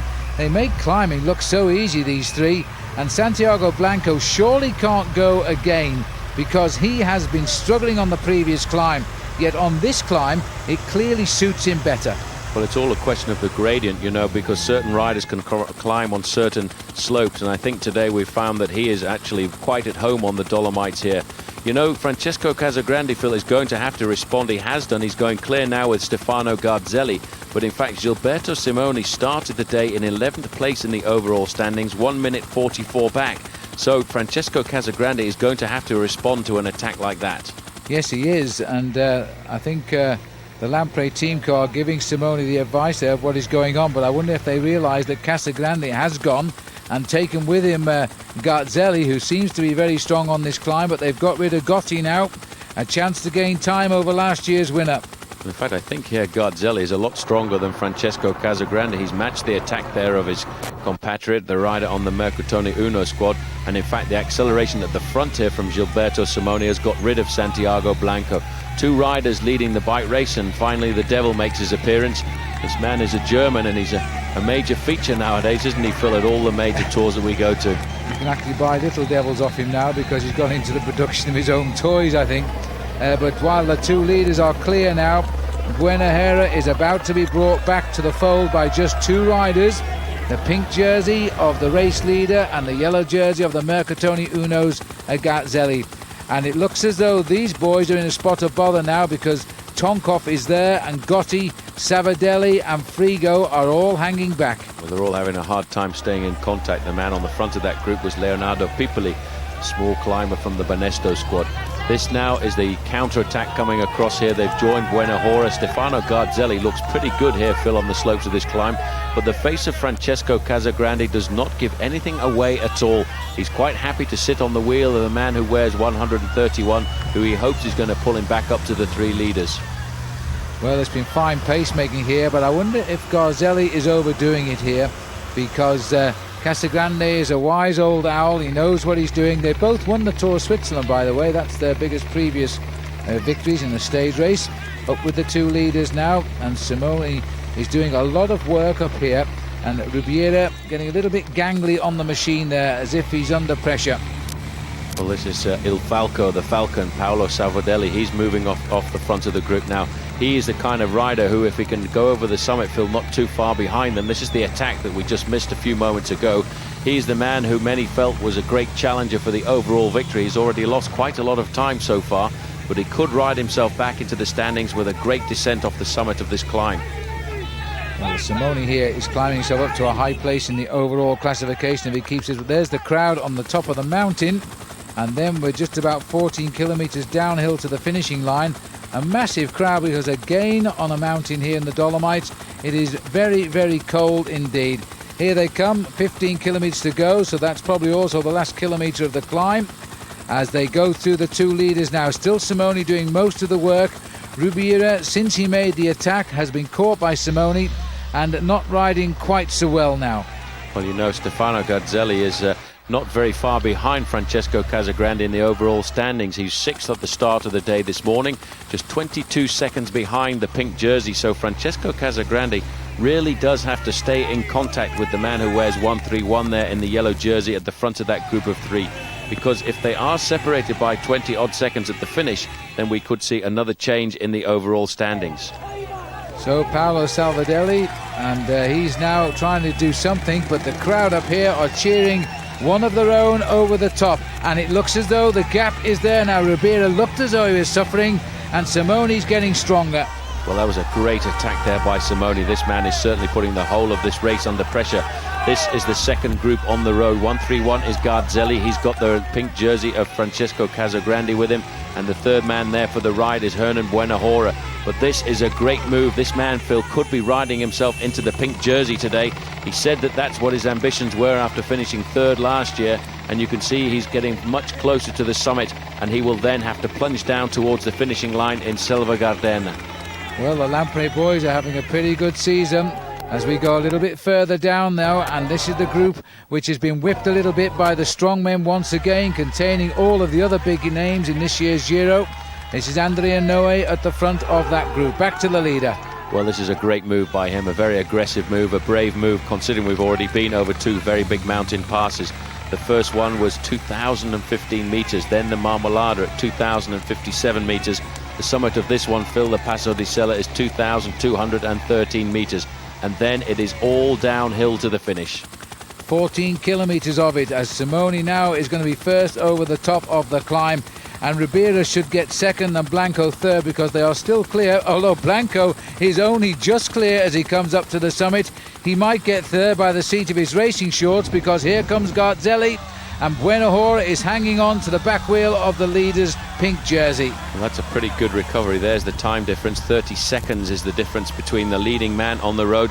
And what a recovery by this man as well, Paolo Salvadelli, Phil. Once we get the time check on him, we'll know whether he has got a chance of pulling himself back into the bike race. He is an unbelievable descender when it comes to riding off these mountains. That is where he earned his nickname. Now, on the front of this group now, it's Francesco Casagrande who comes forward now to keep the pressure on. He wants to try and pull Gilberto Simoni back into the fold. He's Il Falco chasing them down, but you know Casagrande is one of the best descenders and he seems to relish going downhill almost as much as going up it. But Il Falco here now is trying to race himself back into the picture of this year's Giro d'Italia. That's the result we saw over the top. Simoni, Rubiera, Garzelli. In fact, Garzelli getting the third place, Paul, so they must have caught Blanco right on the line. It must have just caught him on the line there. A very difficult time to get caught, but at least he will be able to recover and stay in with this group on the descent. Gilberto Simoni now, Phil, has to take some serious risks on this descent off this mountain, and somewhere caught in the middle is Jose Luis Rubiera. He just dropped him before the summit of the climb, and in fact you can see Francesco Casagrande is leaving the rest of the group behind. He really is a marvellous descender, this man, and he's just continuing to race downhill here. He is desperate to reach the two front runners. Under 5 kilometres to go now for these two. Rubiera has found his second wind and Simoni is working with him. This is a superb escape now, but Casagrande is coming down like a train. Well, he's coming down pretty rapidly. In fact, he's not far behind these riders, and he's around about 35 seconds, 51 seconds as it is back to this group, and that is remarkable. Here now is Il Falco. Il Falco, Phil, is about to make the junction with the group of the pink jersey, Francesco Casagrande. Well, this is fine piece of racing by all of these riders, trying to pull back the leaderboard of the Giro d'Italia on this descent down into the finish in Selva Gardenia. But he's having to do something special here. He is closing in, and he must be racing here, Paul, at between 80 and 85 kilometres an hour. This man is an unbelievable descender. I would have to say that he is the top descender in the world of professional cycling at the moment. He has taken all kinds of risks to pull himself back up to this group. This is the group of the pink jersey, Francesco Casagrande. Third from the front there is the yellow jersey of Stefano Garzelli, the man who really blew this race apart. Santiago Blanco is in there as well, and now Gilberto Simoni is struggling up that climb there, a very difficult climb just within almost sight of the finish. Well, as these riders come together here, the last time check we had was 35 seconds to the two leaders. This is one of them, Rubira, sitting on the back wheel of Simoni, and they're coming in very, very fast here. Garzelli is racing really hard. They would like to see Simoni before the finishing line. This is going to be a real fight between the man in yellow and the man in pink. And Savadelli, I don't know whether he's had time to recover from that descent. Well, Simoni now putting the pressure on. He's trying to ride Ribiera off his wheel on this very difficult climb that the organisation threw in just before the finishing line. Hernan Buenahora at the back of the group is in difficulty too. But what a great ride, Phil, by Garzelli on the front here. He's the man who really, I think, today has put some pressure onto the pink jersey. Francesco Casagrande has responded to all of the attacks that have been thrown at him, and now he's starting to look a lot more relieved. I agree. I think Garzelli has come up here as a major challenger right now, because he's not ridden it from the back, has he? He's either been alongside the pink jersey or setting the pace ever since they've come away from the Marmolada. And Savadelli's done well to force himself back into the position. That little climb then is over, and we're racing down now towards the finish, although the contour map shows a slight little kick up to the finishing line. We'll find out if it's there when we get there, because we just saw Savadelli go then as our camera cut away, but he's gone. There we are. Paolo Savadelli has launched an attack. Now, he's lost an awful lot of time so far in this race, but Casagrande is having none of it and is chasing him down. Hernan Buenahora at the back here, just happy to stay in contact with this group. We've seen him on the attack in the early part of the stage, and now we're coming up to the 1,000 metres to go, 1 kilometre, the Flamme Rouge, and these riders now are going to fight out the victory. The group behind are closing in fast, Phil, but they're not going to close in fast enough, because the victory on today's big mountain stage will go to one of these two riders. And certainly I would have to say I think it's going to go to Gilberto Simoni, because, you know, the Spanish riders are not normally renowned for their sprinting. Well, that is true, but Simoni has done a lot of work on the climb here, because his ambition is to open time on Casagrande, and that might compromise him, because he has got to race all the way to the line. He's got no time for cat and mouse tactics for the sprint. He needs time on Casagrande, and I suspect that Ribera knows that.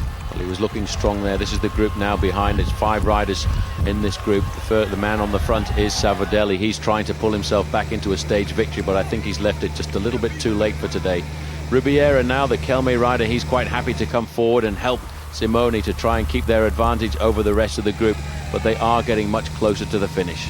Well, I made the gap there, Paul, 32 seconds under that banner, and so that is enough for these two to play for time if they want to, but really Simoni should be thinking of just keeping on the pressure. He needs to get time over Casagrande. He was third in this race last year, but he must take time when he can. There are not going to be many opportunities to catch Casagrande out, as we've seen in the mountains today. Rubira then looking over the shoulder at Gilberto Simoni as they swing in now towards the finishing line. Look at the time today, 5¼ hours they've been mountain climbing today. As we go back here to the chase group, a little bit of slowing down here as well. Salvadelli taking up the back position there. They're going to start playing around for third place on the road. The first man starting to lead this out is Gilberto Simoni, and right on his wheel is Ribiera. Simoni, Phil, opens up the sprint. Well, Simoni then is going to go first into this left-hand bend. He nearly kicked it too wide there now, and he's had to falter. And in fact, the taller man, who doesn't look the sprinter, Rubira, just has a little bit of a dance on the bike, and he's over. And so he gets the win for Kelme, as the others are now into the home straight here, and Garzelli, who has had a marvellous day out. Casagrande will not give him an inch. He's chasing him down. The two strong men of the mountains are still going to come in the same time. And just on half a minute since the winner crossed the line. It might actually dock Casagrande a second. As the rest of the riders come over the line, Buenahora just getting the better of Savadelli and Santiago Blanco. And the rest are coming in now, and watch the time gaps here, because Pavel Tonkov is third man in line there. loses another minute and a half. Well, a minute to man that matters, Casagrande. And it does look, Paul, as though Tonkov is not firing on all 4 cylinders. Congratulations then to Kelme. They've got another stage win. And the champion this time is Rubira, who gets his first stage win. He has won a stage in the Giro before, by the way. That was back in 1997. So he's now got 2 victories in the Giro, and it matches his 6th place overall in the Tour of Spain last year.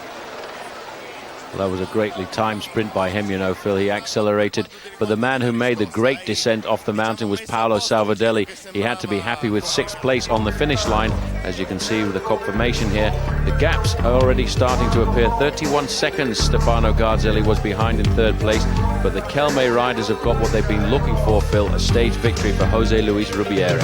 Look at the changes overall now. Garzelli only 18 seconds behind Casagrande, 61 seconds to Belli, who is having a magnificent tour, and despite his bad riding, Pavel Tonkov is still there in 4th place overall. So as we carry on with this coverage of the Giro d'Italia, we're now on a 203-kilometre stage, taking the rise from Selva Gardena over to Bormio. So we're now up in northern Italy here, where the mountains abound, and there are plenty of them again today, ups and downs all day, beginning on the Mendola Pass and then moving across to the giant Begavia Pass. And there's the incline of that, taking them up to a massive height of 2,620 metres. And if you count in feet, that's 8,600 feet. And that's where we join the action now. Kepi Gonzalez has gone over the top of the Mendola Pass, and behind him Gutierrez and Mazzolini. But the situation is changing a little bit now. On the Passo di Gavia, although the average fill is around about 8 to 10%, there are sections of the Gavia at 15% in gradient, and that really is unbelievable. This is the man who was on the attack yesterday, leading the group at the moment. Where's number 91, Gilberto Simoni? Alongside him, Francesco Casagrande. In this group as well, there is Vladimiro Belli, and a little further down in difficulty today is the man who wears the yellow jersey of the Mercatoni Uno squad, Stefano Garzelli. He's trying to pull himself back into the bike race right now, but at the moment he's been put into serious problems. Well, you get some idea there just how steep this climb is. Francesco Casagrande is there. There's the situation. 2 minutes 20 back to this group of Francesco Casagrande. Here are the troublemakers out front at the moment, led by Kepi Gonzalez, who's trying now to lift the King of the Mountains for a 3rd time in the Giro. But in fact, Casagrande, after his ride yesterday, is currently the leader in the King of the Mountains competition, as he does lead also in the pink jersey competition. He's now coming to the front of this group. He's the one setting the tempo, and once again Ivan Gotti has recovered and managed to pull himself into this group. He's never really looked very comfortable, Phil, but he always seems to be able to recover and keep himself in contact with the possibility of riding a high place in the overall standing. Somehow I don't think Ivan Gotti's got it in his legs this year so far. The man who now appears to be becoming the serious challenger is Gilberto Simoni, the Lampre rider there on the left-hand side. He has got plenty of power, and he is always prepared to attack. Well, one man who certainly hasn't got it in his legs right now, Paul, is Marco Pantani. He's reported to be 10 minutes behind this little group of riders here. This is the Kelme squad. The man in the front is doing a great job, Danilo De Luca, although he's not able to follow the accelerations now of Kepi Gonzalez. He was in a leading group of riders, Danilo De Luca, and at one stage he was in fact the pink jersey again on the road. Yes, he was. He started off the attacks today, a group of 16 of them. He was highest placed in that, which got more than the 5 minutes 49 seconds he was behind overall. And so he became for a while the pink jersey, but that's all over for him now, as we continue to see the action being portrayed here at the front. Victor Pena is the rider from Vitalicio. They are having a great tour, and they're not yet in the Tour de France and are hoping for a wild card. Well, a lot of teams are still hoping for that wild card. Kelme are also looking to get themselves an invitation into the Tour de France, and that will be announced just after the Giro d'Italia. The man making the serious damage on the front, though, is Kepi Gonzalez. He's a great climber. He's won stages in the Giro before, and he's won stages in the Tour de France. At the moment, he is just trying to get himself over the summit of this called the Gavia. The Gavia was the scene a few years ago of that dramatic victory of Andy Hampsten in the Giro d'Italia, where the race was almost stopped because of snow. Hampsten stopped, like many of the other riders, to put on a racing cape and managed to race through those incredible conditions on a day that saw a man by the name of Eric Brooking get blown out of proportions. Well, I must say the conditions are considerably better today, and good clear visibility for our pictures here. Stefano Garzelli, Kepi Gonzalez, having won the climb of the Mendola Pass, which came soon after the start today, looking to be climbing into the green jersey of leadership of the King of the Mountains if he can keep this up, where what he really wants now is to get over the top of this climb first. And I'm not too sure whether Rafael Cardenas or the other rider just behind here, Pena, can do anything about it anyway. Well, Pena seems to be suffering quite a bit, and it's quite remarkable because we're now in fact looking at 4 Colombians on the attack in the mountains. This may well be, Phil, the resurgence of Colombian cycling. It looks there as if we're looking down on Paolo Lanfranchi, who is up alongside Danilo De Luca. De Luca really has been a great revelation in this Giro d'Italia, and I'm sure we'll see a lot more of him in the years to come, because at the front of the bike race he was on the attack. He was trying to get himself that pink jersey when all hopes had really disappeared from his shoulders, and he went out on that very long and brave attack. But just now he's showing that he's a little bit limited in the big high mountains. Now, I'll tell you what, Paul, you can feel the temperature dropping here as we go back to the leaders, now high up the pass here, the Gavia. Danilo De Luca and Lanfranchi are climbing in 4th and 5th positions. They are the next 2 on the road here.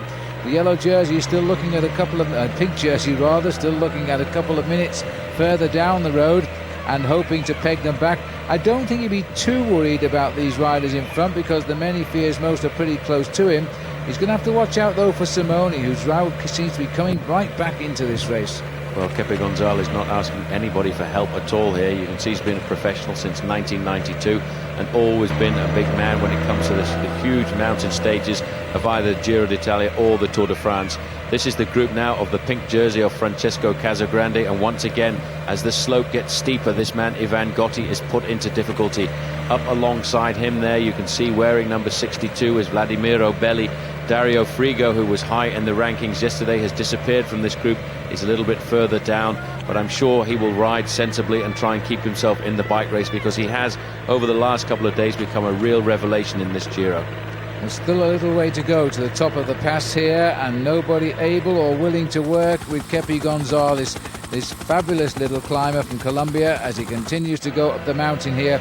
The snow still melting up here. That's when it's not freezing, because temperatures don't stay above freezing too long when there's this much snow around. But at least we can see as we get up towards the summit of the climb now.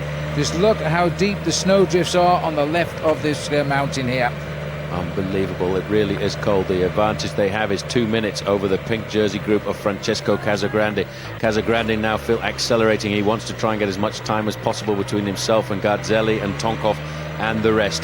Gotti now not able to follow, but as we approach the summit of the climb, Kepi Gonzalez is the man going over in first place. And that's enough to give him the lead in the King of the Mountains competition. He goes over there ahead of Rafael Felix Cardenas, and Victor Pena is in 3rd.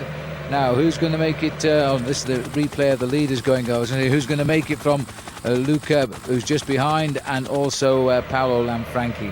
You see these guys taking serious precautions now to make sure they don't get too cold, because on a descent like this, the chill factor is absolutely unbelievable. As they get towards the summit of the climb, Danilo De Luca gets himself nice and covered up. They're going to go over the top there in 4th place and 5th place for Paolo Lanfranchi. He too is getting himself caped up for the descent. On the descents, Phil, when they're approaching speeds of 60 miles an hour, it gets awfully cold because of the chill factor, and it is well below freezing up at the top of this mountain today. It is very, very cold, and in case you're wondering what gears they used on that climb today, they chose between a 23 and up to a 25 rear sprocket. That's how steep that climb was, using the usual 39 inside chainring. Well, this is the descent now. You can see just how lucky we are to be racing over the Gavia at the moment, because until around about 3 weeks ago, this road was completely blocked.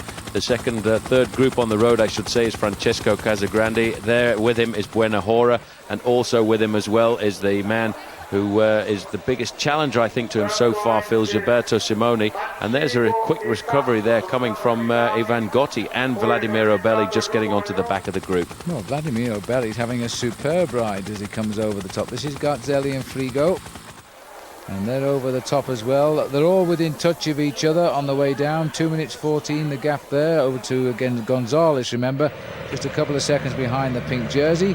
As we move back up to the front with the leader now, he's pulled on that racing cape to keep out the chill, and now making his way down. He'll soon be in the warmer part of the course. Well, 50 miles an hour for the descent at the moment for Kepi Gonzalez, and you can see he's starting to pick up the pace as much as possible. But you know that group behind Phil has got some very serious challenges in it, and we still are an awful long way to go to the finish. I make it around about 32 kilometers to the finish line from the summit of the Gavia, and with the big group behind they may well be able to pick up Kepi Gonzalez, who is not reputed as a great descender. The problem that he has is he's not very heavy at all. He weighs in at around about 52 kilograms. Well, we saw poor old Kepi fall off once in this race. He's fallen off, in fact, a number of times off our camera as well. But let's not wish him ill on the way down here, because this is not an easy descent at all. And if you're trying to catch up with the leader, then you're going to have to take one or two risks. And as you can see, it's damping a little bit out there, so the roads are reasonably wet. Stefano Gazzelli is also going to take some risks on the descent to try and pull himself back up to the pink jersey group of Francesco Casagrande. And now we can see that the regrouping is happening as we speak. Yeah, all back together. Buenahora was the rider who's just tagged on the back there with Gotti as this little group of 4 now. And then there's 3, 6, 7. So we're going to have 11 or 12 riders getting themselves together there. Then they can concentrate on the few leaders. General regrouping, I think, because that's De Luca on the left of our picture. Here's Lanfranchi, and this is going to be all against the one lone leader now. In fact, I think Kepi Gonzalez has been brought into the fold as well here, and it looks as if it's all coming back together as we come into the town and find that we've got 10 kilometers to go to the finish. So the whole of the group have managed to pull themselves back together, but one man missing from this group at the moment is Stefano Gazzelli. Well, he'll be feeling pretty happy with his day out now, Francesco Casagrande, because there is Gilberto Simoni on his right. He's got everybody back in. It looks as though Tonkov is trying to get back on terms here, but he is losing time at the moment, Paul, and it's not been a good day for him at all. Been a bad day once again for Tonkov. He's got there with him Andrea Noe, and also Paolo Lanfranchi has dropped off the back of this group. And in fact, Stefano Gazzelli hasn't given up yet. He's still trying to get himself up to the pink jersey group of Francesco Casagrande. Well, I find that amazing if, in fact, Lanfranchi has dropped off the back here. Tonkov, OK, he's got Noah with him, but Noah isn't doing any work. He's sitting behind him. Well, it's a bad day for the Mapei squad today. They've completely blown to pieces on the big slopes of the Gavia as we rejoin this group. Danilo De Luca must certainly be a big favourite to try and get the stage victory here, Phil, because he is a very fast finisher. But I would think after a tough day in the saddle like this, he may well not quite have what it takes to take out the stage victory. There is Stefano Gazzelli coming down there, so that is a great recovery by him. And maybe by the bottom of this descent, he will make the junction. Well, I have to tell you this, that the weather is not very nice on this side of the mountain pass at all. As we get lower, the rain gets heavier and the roads get that little bit more slippery. And Francesco Casagrande again showing everybody else the way down the mountains. He is just not afraid of dropping down these descents at all. But it's a sharp piece of wheel following there by Simoni into the last kilometre. So Casagrande in with a chance here now of taking the stage win at the end of this tough day in the mountains. But Simoni looks to have himself in the best position. Well, he's trying to get him to come forward, move forward, come on, we can keep working together towards the finish line. Simoni's thinking more about the stage victory at the moment. He got robbed the other day and now he wants to try and get revenge. Francesco Casagrande has got on first position here, Phil. Come on, work with me, but you know, behind they're all starting to recover. There's a big response coming here now. Vladimiro Belli moves up alongside. Well, I can't believe also, Paul, that Eddie Mazzolini is the Polte boy who's ridden such a great race. There he is there. He's been out in these groups all day today and he's still survived. He's in the kill here now because as they start to go to the finish, they force the race leader to take the lead. And in fact, Gilberto Simoni has no intention of going by him until he gets a good view of the finishing banner. And goodness knows what Vladimiro Belli wants to do. It looks a bit boxed in, actually. But they're going to have to make now. Eddie Mazzolini is going to have a go. He swung right across to the other side of the road as the pack behind were trying to get on terms. And Gilberto Simoni, having none of it, is chasing after him. And he's got time on his side here. As he links up with him, he goes straight past him. And this is going to be a win for Simoni. Gilberto Simoni comes clear, gets Lampre the win. Second is Mazzolini. Great ride for him. Casagrande is third and Vladimiro Belli fourth, and I think that was Belli's teammate Dario Frigo has gone over there in fifth place, and the rest are coming in now, all with time gaps. What a great day out this has been for Francesco Casagrande, even if he has conceded the win to Simoni. Well, this is another look at that. What a greatly timed sprint that was by Simoni. He forced Casagrande to do all of the tempo over the last couple of kilometres there. And in fact, a great response by Eddie Mazzolini, as you said, in many of the breakaways on the day. And Casagrande had to be happy with third. Stefano Gazzelli made a great recovery, though, Phil, to keep himself in touch in 7th place. Well, absolutely delighted. I'm not surprised. Simoni still very much in the frame to win the Giro d'Italia, and he gets a stage win as well now, which is always a pleasing thing to do. Overall, the situation is still extremely tight at the top of the Giro d'Italia this year. Casagrande still the leader, only 33 seconds in front of Gazzelli, 57 now in front of Simoni, who comes into third, and Belli is still there as well. At today's stage, the riders now running away from the mountains for a reasonably flat race. They start just on the edge of the hills, then they run down to Brescia, where they'll finish not too far above sea level, just over 140 metres. And it should be a reasonable day, 180 kilometres the ride. And now the GC may not change, and as it looks, Paul, the sprinters are going to have their day here. Well, this has been a very tough circuit around here in Brescia, 3 laps, and each time there's been a very tough climb. The attack now coming from the Lampre squad, and this is Gabriele Misaglia trying to get off the front and surprise all of the sprinters. The response coming from behind from one of the riders from Faso Bortolo, but this has been an unbelievable stage today. The last 40 kilometres have been ripped off at a roaring pace. And we're into the last kilometre now, and it is going to be a bunch sprint. No Cipollini, of course, anymore, as Massalia tries to hold them off here. He's a very useful rider indeed, but the speed of the bunch coming across the promenade there is going to bring it all back together again here, I think. But there's no organisation in this bunch sprint now, as they all try to see their chance at victory, as they're making the run at it now. And we've got in there the Faso Bortolo rider, I think is Alessandro Petacci. He's being challenged here by the Sella Italia rider, and the Seiko riders are coming in as well. This is going to be a very strange sprint indeed here, because the sprinters have no lead-out men whatsoever. Well, you know, that's because of the fact that Mario Cipollini's not here. There's a big switch across the road there, everybody. There's a crash there. Half a dozen riders have gone down there, but that's not affected the front of the bike race. It's the Seiko riders on the front taking up the pace, but I'm sure 1 or 2 riders went down there. We saw the bikes flying. Well, I think you're right, but the rider who's hit the front is Angel Vizioso, the Kelme rider, and he's come well clear, and he's caught them napping. This youngster on the Kelme team, who is a great sprinter. He's only a young boy, and he's got a victory here. Well, this is the point of where the crash was. The crash happened. There was Fabrizio Guidi just fighting to keep himself upright, switching right across the road there. You can see the sprint opening up, a few hands coming off. Biagio Conti lifting his hands off the bars there. There is the moment. You can see Vizioso coming through there. He's boxed in against the barriers, but then he sees the gap opening, switches across there, opens the gap, pushes Silvio Martinello out of the way, and in the lunge for the line, he's the man who's got the fastest sprint, and a great win for Kelme. Very rare to see them winning a bunch sprint. Well, I can tell you what, Paul, that move has again not gone down well with the judges. Watch it again. There is the clack as he hits Silvio Martinello. Didn't look intentional to me, but he's been relegated to the back of the field. That is the confirmation, but the judges have just told us he is not there. So Biagio Conti has got the stage victory ahead of Alessandro Petacci. Well, I think they were unjustly treated there as we move on to the next stage of 102 kilometres.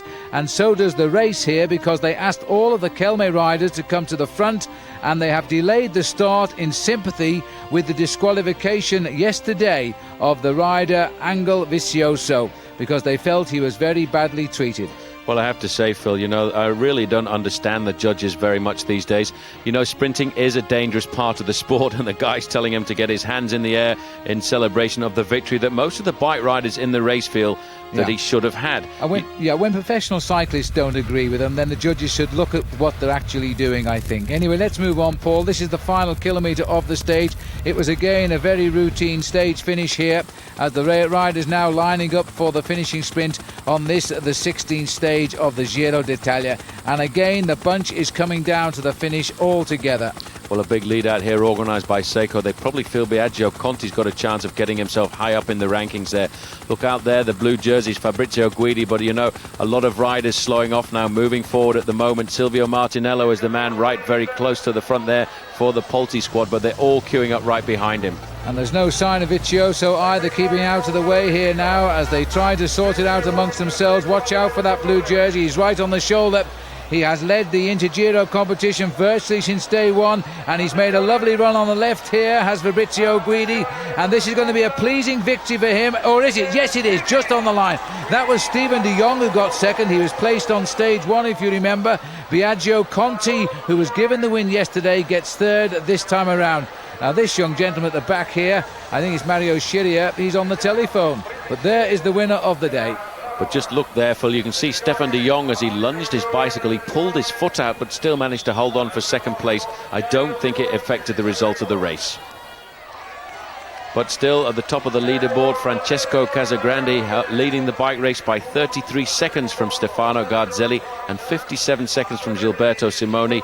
No change yet in the overall standings. And on this stage there shouldn't be any change either. 236 kilometres taking the rider away from Meda to Genoa. And this a beautiful city, of course, and the riders running really fairly low level, just one small third category hill by the finish. And I can tell you a breakaway going with 115 kilometres to go. Alvaro Gonzalez de Galdiano on his own virtually the whole day. 37th overall at the start, 38 minutes behind, and the bunch was still 5 minutes behind when he came home alone. They saw him a couple of times before he finally crossed the finishing line, and the main field themselves running in, and he didn't have to worry about them at all. Far too far ahead, Paul. Absolutely, the big sprint going to Jans Verrada as they came across the line, and still Dmitry Konichev getting himself some points, but the day certainly belonged to Alvaro Gonzalez de Galdiano. A great breakaway move by him, going clear with 115 kilometres to go and surviving with just 24 seconds on the line. And that after he had a lead at one point of 7 minutes 10 seconds. It was a dramatic chase down indeed.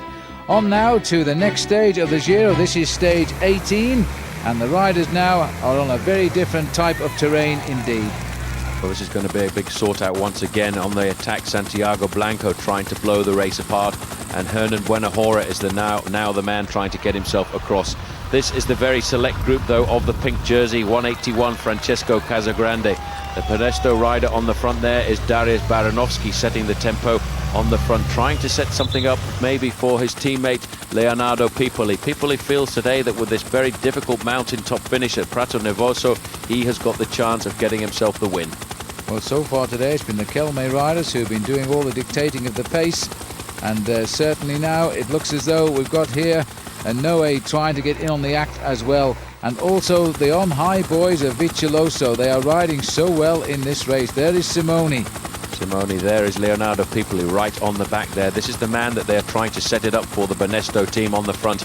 You know, they've had a victory for the Kelme squad. The Vitalicio Seguros team has had a victory as well, and there's an awful lot of fight between the Spanish teams for supremacy. And today I'm certain that these men on the front are trying to set it out for Leonardo Pipoli. He's a very good climber, one of the smallest bike riders in the Giro d'Italia, and that's why we've got Banesto on the front setting this unbelievable pace. Darius Baranovsky, a very good rider indeed, but with the news that the abandon of one of the riders of Paneria now, we are left with only one rider in that team, Vladimir Duma. All 8 other riders have given up in the race now. Well, on the front, Andrea Noah there setting the tempo and moving backwards pretty rapidly. That looked like Hernan Buenajora. He was on the attack a few moments ago, and now he's gone straight back through the field. Pavel Tonkov has come forward. He's trying to put pressure onto the pink jersey. 5 kilometers to go. This is the man at the front of the bike race, Santiago Blanco, a great bike rider. An awful lot of controversy surrounding his transfer from the Banesto squad to the Vitalicio squad a couple of years ago, but now he is still to confirm that he is one of Spanish great riders. Yes, that became the subject of a bitter court battle, but he is now with this other Spanish team. Jose Enrique Gutierrez has been the big mountain climber today, winning the climb of the Melogno and the climb of the Giavetti. But now they're looking out to see who is going to get up towards the finish and win the climb at the top. Well, Paolo Lanfranchi accelerating to try and stay in contact with this group, the group of all of the main leaders. It looks as if Buenajora has got himself back into the group. There was Belli, but this is the man leading the bike race at the moment. And you know, not really Phil by very much at all. The last time check was around about 25 seconds. Now it's Simoni who attacks. He's trying to get away. Once again, this man is such an aggressive bike rider on the climbs. He feels he has the makings of the winner of the Giro d'Italia this year, but immediately the response comes from Belli. Right on his wheel is Casagrande, and Stefano Garzelli is up there in fourth. Well, they've got to follow each other now with just over a minute covering all three, or just under a minute covering the top three overall in the race. Every move could be a winning move for the Giro d'Italia. This rider here is enacting another battle a bit lower down the overall. He lies in 12th position. These are now the riders trying to chase down, with Casagrande number 181, the man they're all looking to now. But Garzelli and the first three in the Tour here lying second, third and fourth in the line as we look at them now. They are following each other everywhere. Well, Belli was the man putting the acceleration on the front there. Where's 62 for Faso Bortolo? And now moving up the outside, Simone. Once again, Phil, he wants to attack. He wants to try and get himself closer to the overall lead. He's not very far down in the standings, inside 1 minute. And this is an attack that Francesco Casagrande has to respond to. Well, this is an amazing attack, and what a cheeky attack. He lost a little bit of impetus there as he run in amongst the motorbikes, but here comes the response now as Stefano Garzelli. What surprises me is the pink jersey doesn't respond. Well, you know what? I don't think he's having a good day. You know, he is in serious difficulty. He's not been able to respond to that attack by Garzelli, and we may be seeing the change in the overall leadership of this bike race. Stefano Garzelli and Simone, second and third in the standings, are off the front. Well, if they get out of sight, they can fight out the next wearer of the pink jersey here, because that's Frigo who's joined up. In fact, that was Vladimiro Belli who's got across there. He was fourth in the standings. So second, third and fourth overall have now attacked Francesco Casagrande. Simone is the first one round the corner. Garzelli is in second place. Belli is in third place. And Francesco Casagrande now, Phil, for the first time, is not looking like a strong leader. Absolutely, and in fact the spectators here really shouldn't be doing that, because the riders can be disqualified if they're pushed by the spectators, and we wouldn't want that to happen to Gilberto Simone at this crucial stage now of the Giro d'Italia. This is the leader, Santiago Blanco, but I think they're coming up on him. Well, Santiago Blanco does not look comfortable now. He keeps getting out of the saddle, trying to survive, trying to keep the pressure on. But one other man has got across to that group now. That is Leonardo Pipoli. He is certainly looking for the victory right now, and this man is starting to lose ground. The pink jersey of Francesco Casagrande is falling away from the lead at the moment. Simone has now caught the first man on the road. There is Santiago Blanco. We are now looking at a leading group of 5 riders and 5 very good climbers. And now can Santiago Blanco do anything? Look at the bobbing and weaving there of Stefano Garzelli. Leonardo Pipoli sitting here at the back and not worried about doing anything. Vladimiro Belli is there. Sorry about a little bit of problem with the picture here as we look back here now to Bueno Hora. The pink jersey knows he's got it all to do, Paul, but look, he is bringing this race back, and yet he's had to just hold his rhythm. They must have slowed down. They must have slowed down. They're thinking about the stage victory right now. Stefano Garzelli is the man on the front. We are inside 2 kilometers to go to the finish. Blanco, Garzelli, Simone, Pipoli, and he's done it. He's on the back. Well, they gave it back to Casagrande there. They didn't help for Garzelli, the only one left to work at the front. Maybe they couldn't do it anymore. Maybe they were also on their limit, because there is Simone now as they come up towards the finish here. And Garzelli looks now as though he's made his move, but certainly making his move is Gilberto Simone. But this time, I think Casagrande was paying attention. Well, he was paying attention. He's moving forward now. He knows he has to stay in contact with these guys, and if he wants to keep himself in the pink jersey. You know, Garzelli is only 33 seconds behind in the overall standings, and he now knows that there's a possibility of getting himself a bonus at the finish. Francesco Casagrande must be very attentive now, Phil, but watch out. There's also the possibility of a late attack coming from Leonardo Pipoli, because the Benesto team have tried to set it up for him. Pavel Tonkov attacks. Well, Tonkov tries it now. It's amazing, but they're trying every move here to win the stage. In Tonkov's case, I don't think he's really a contender anymore now for final overall in this race. More than 2 minutes behind, but Garzelli again jumps on his wheel and locks in, and was slowly breaking that leading group up here. But Casagrande is following wheels and not attacking. That's a good indicator. He is not feeling good at all. Well, you know, this was the man who looked like he was untouchable in the mountains, but as we get to the latter part of this Giro d'Italia, now we're starting to see chinks in his armour. He's had to respond to an awful lot of attacks. I thought he was going to get blown away there, and he really must have dug deep, Phil, to pull himself back into this group. Pavel Tonkov now is on the front. Stefano Garzelli now looks like the next man to be put into difficulty. And watch out, because I'm fairly certain soon we will get an attack coming from Leonardo Pipoli, the rider in the white jersey from Benesto, and there he goes. He must have seen the kite at the same time as you, Paul, because he's gone now. Pipoli looks over, but you see, they're even chasing him down, and he's no threat overall either. He's in 13th place right now. but they're on him straight away. Garzelli, very impressive, watches everything, and now the move goes on. That's Belli that's gone on the far side of the road. Now he's having a go. Well, everybody wants to win this stage. This is a mountain top finish here, and you know, everyone together at this stage of the game is really quite remarkable. Francesco Casagrande, I think Phil now has recovered, because every time this group splits, he's always on the back end of it, staying at the front end of the race. Pavel Tonkov is moving further back down that group. He's obviously not in a superb day as we have seen him in the past. Vladimiro Belli now is the man on the front.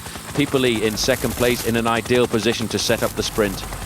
Well, they've all tried, haven't they, one after the other, and they've all failed right now. At 700 metres to go to the finish, it is still anybody's race, and Pipoli goes again. It might well be Garzelli who takes this one out because of the way he's riding. He's marking everything. Well, there's Simone up into fourth place there. This is the man who's already got a stage victory and a second place on these stages so far of the Giro d'Italia.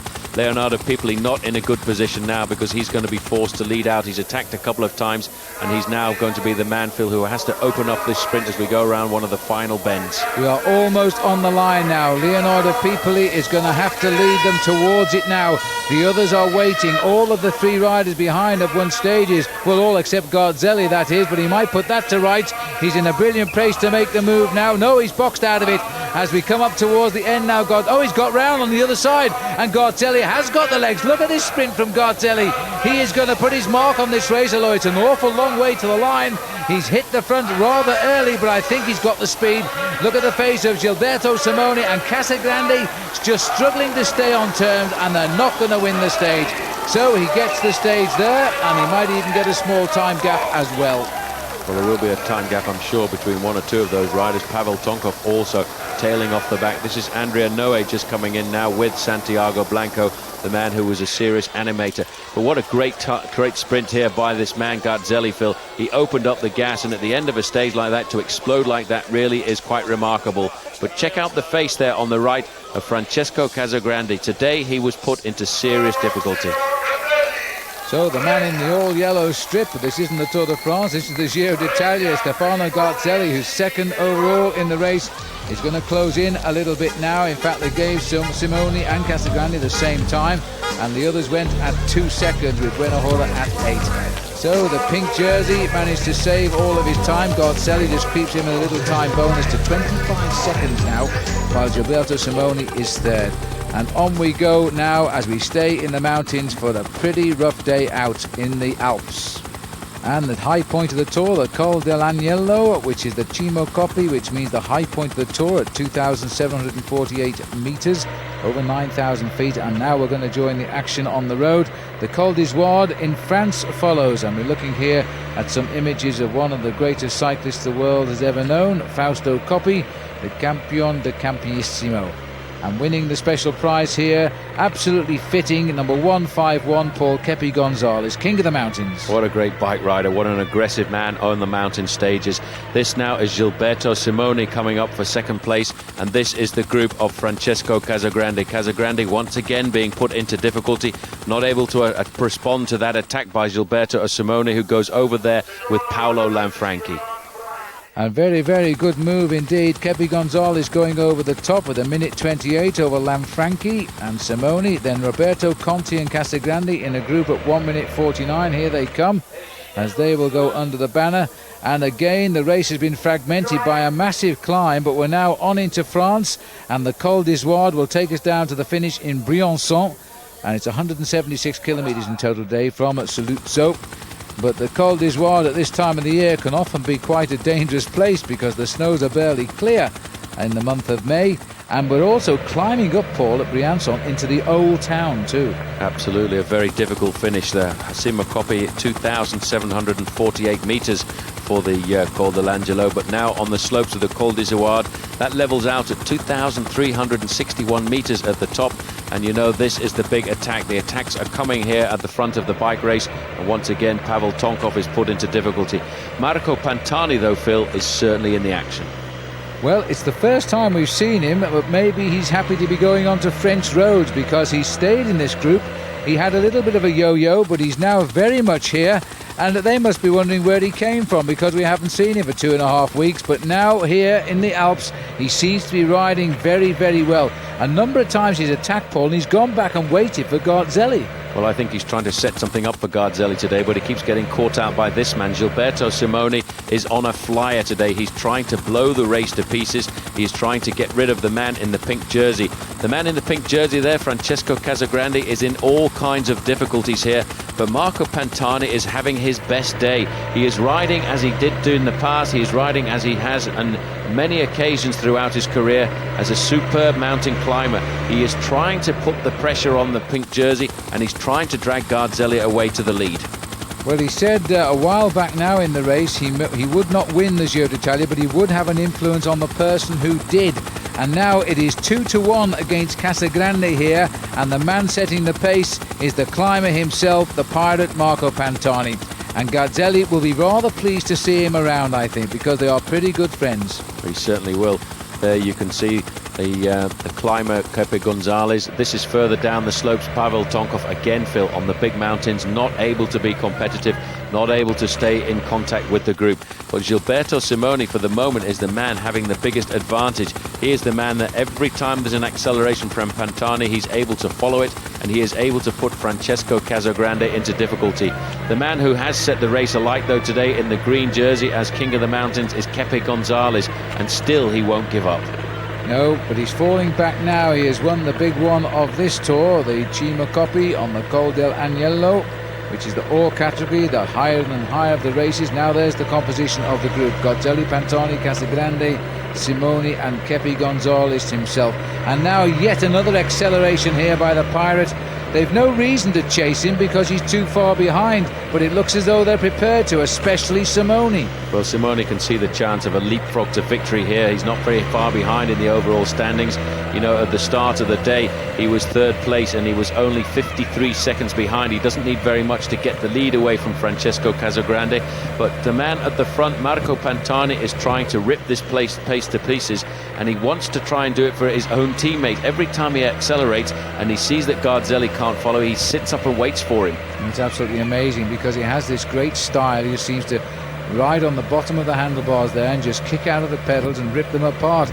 I've never seen him look this good for over a year now, and in fact he's put Pepe Gonzalez in trouble because of his escape earlier on the big climb, and Kepi looks as though he's just settling into a lonely climb up the Izoire now. Well, Pepe Gonzalez has done enough to win the King of the Mountains competition. That's what his aim was on this stage today, to get as many points as possible.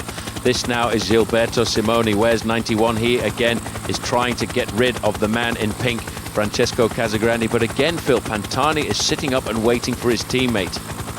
Well, he's now going to have to work something out here because Simoni has sensed what the game is and decided to go alone, and he knows he seems to have worked out that Pantani will go back and look for Garzelli. That's exactly what is happening, look. Well, this is a very unselfish act by Marco Pantani.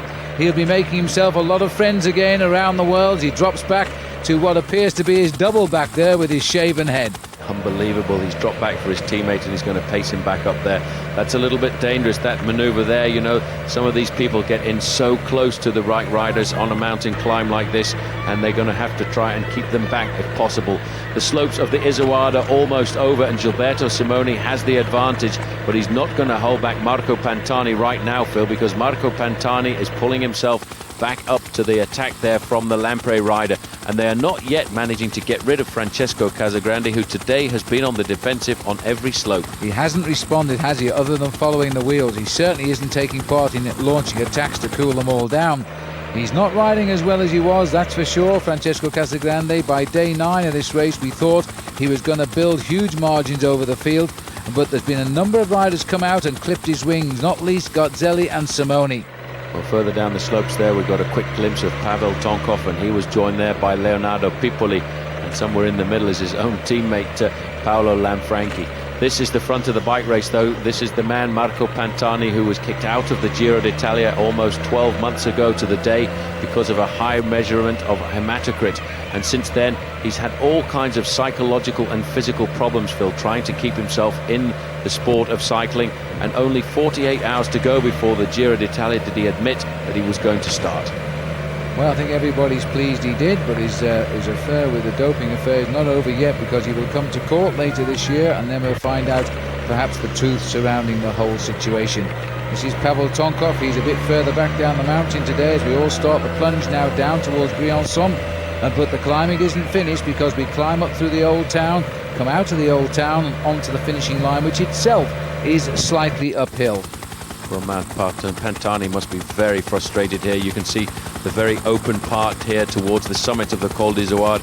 It is such a hot and baking place in the summer months, but for the moment it is not that hot at all, because it's only just in the last couple of days that the clouds have opened up to allow these riders to be able to see this race. And now Pantani is on the front on one of the most famous climbs in all of cycling history, the Col d'Izoard. Garzelli and Pantani are working together as a team, trying to get rid of Francesco Casagrande. But for me, Phil, the man who has the best legs of the whole day is Gilberto Simoni. He has had a great last few days in the Tour, and the same can't be said for Pavel Tonkov, who's now finding this race very, very difficult. But look, again, Simoni is trying to hurt the riders. Pantani has the legs, but he will only go as fast as Garzelli can follow. But once more, the gap is bridged. What a great climber, what a great teammate as well. Today he is working unselfishly for Stefano Garzelli. He's trying to really thrash it out with Francesco Casagrande. And Casagrande himself is doing a pretty good job, because he's responded to all of these attacks. He's managing to keep himself in the bike race at the moment. And Simoni is not going to give up. As long as there's a slope in this year's Giro d'Italia, he is going to attack on it. Well, Simoni in third place, the place he finished last year, would like first now. But he's still got to get rid of these very limpet-like riders who are staying right behind him. There's Pantani. He's hurting himself right now to hold on to Simoni, who's got a good tempo going here. Garzelli and Casagrande can't see what they look like. He doesn't know how hard they're suffering here. He has just kept himself by following the wheels. There's so few seconds between Garzelli and Casagrande, you know. It's going to be one terrific time trial coming up tomorrow. It certainly is. It's going to be very difficult. Simoni, though, wants to try and get a few more seconds back. This is the face of the pirate. His teammate looks like almost a double as they come towards the summit here of the Col d'Izoard. Pantani again getting out of the saddle. The fluidity, Phil, has certainly come back to his pedalling action, and I think in a few weeks' time, when we go to the start of the Tour de France, a lot of people will be worried now about the return of Marco Pantani. Francesco Casagrande, for the moment, is on a seriously defensive role. He's trying to stay in contact with this group, and he will be attacked all the way to the summit. He doesn't have much longer to hold on, but he must try and keep in contact with this group, because as long as he can stay with Garzelli and Simoni, he's still got the chance of taking this pink jersey down into Milano. Well, I wonder if he is thinking of the time trial tomorrow, which is a brute, leaving Briançon over Montgenèvre and up to Sestriere, and whether he's just sitting there and trying to conserve as much energy as possible for the big showdown, because it does appear now, if this race continues like this to Briançon, that the time trial will decide the winner of the Tour. Absolutely. This is Pavel Tonkov in contact there with his teammate Paolo Lanfranchi. They are trying to keep themselves high in the overall standings. Pavel Tonkov has been put into difficulty on every one of the big mountain passes of this year's Giro d'Italia, and it's only really thanks to his teammates Andrea Noe and Paolo Lanfranchi that he's managed to stay up. 150 metres to go to the summit of this climb, the Col d'Izoard, and finally Garzelli moves forward, but I think it's really more of a show than anything else, because Simoni's the one opening up the acceleration. Well, we're right up in the dizzy heights of France with the Tour of Italy, 75 metres from the top, and it looks as though Garzelli and Marco Pantani are in a little bit of trouble. And how about this for a little show of domination? Casagrande eases forward and gets the points on top of the Col d'Izoard.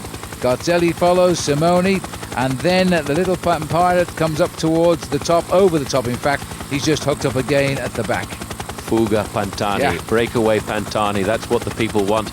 And amazingly, despite that rumour which still surrounds, and we still don't know the outcome of that, we won't until later on in the year, the crowds, Phil, have certainly turned out for Marco Pantani, because he has remained very popular with the spectators.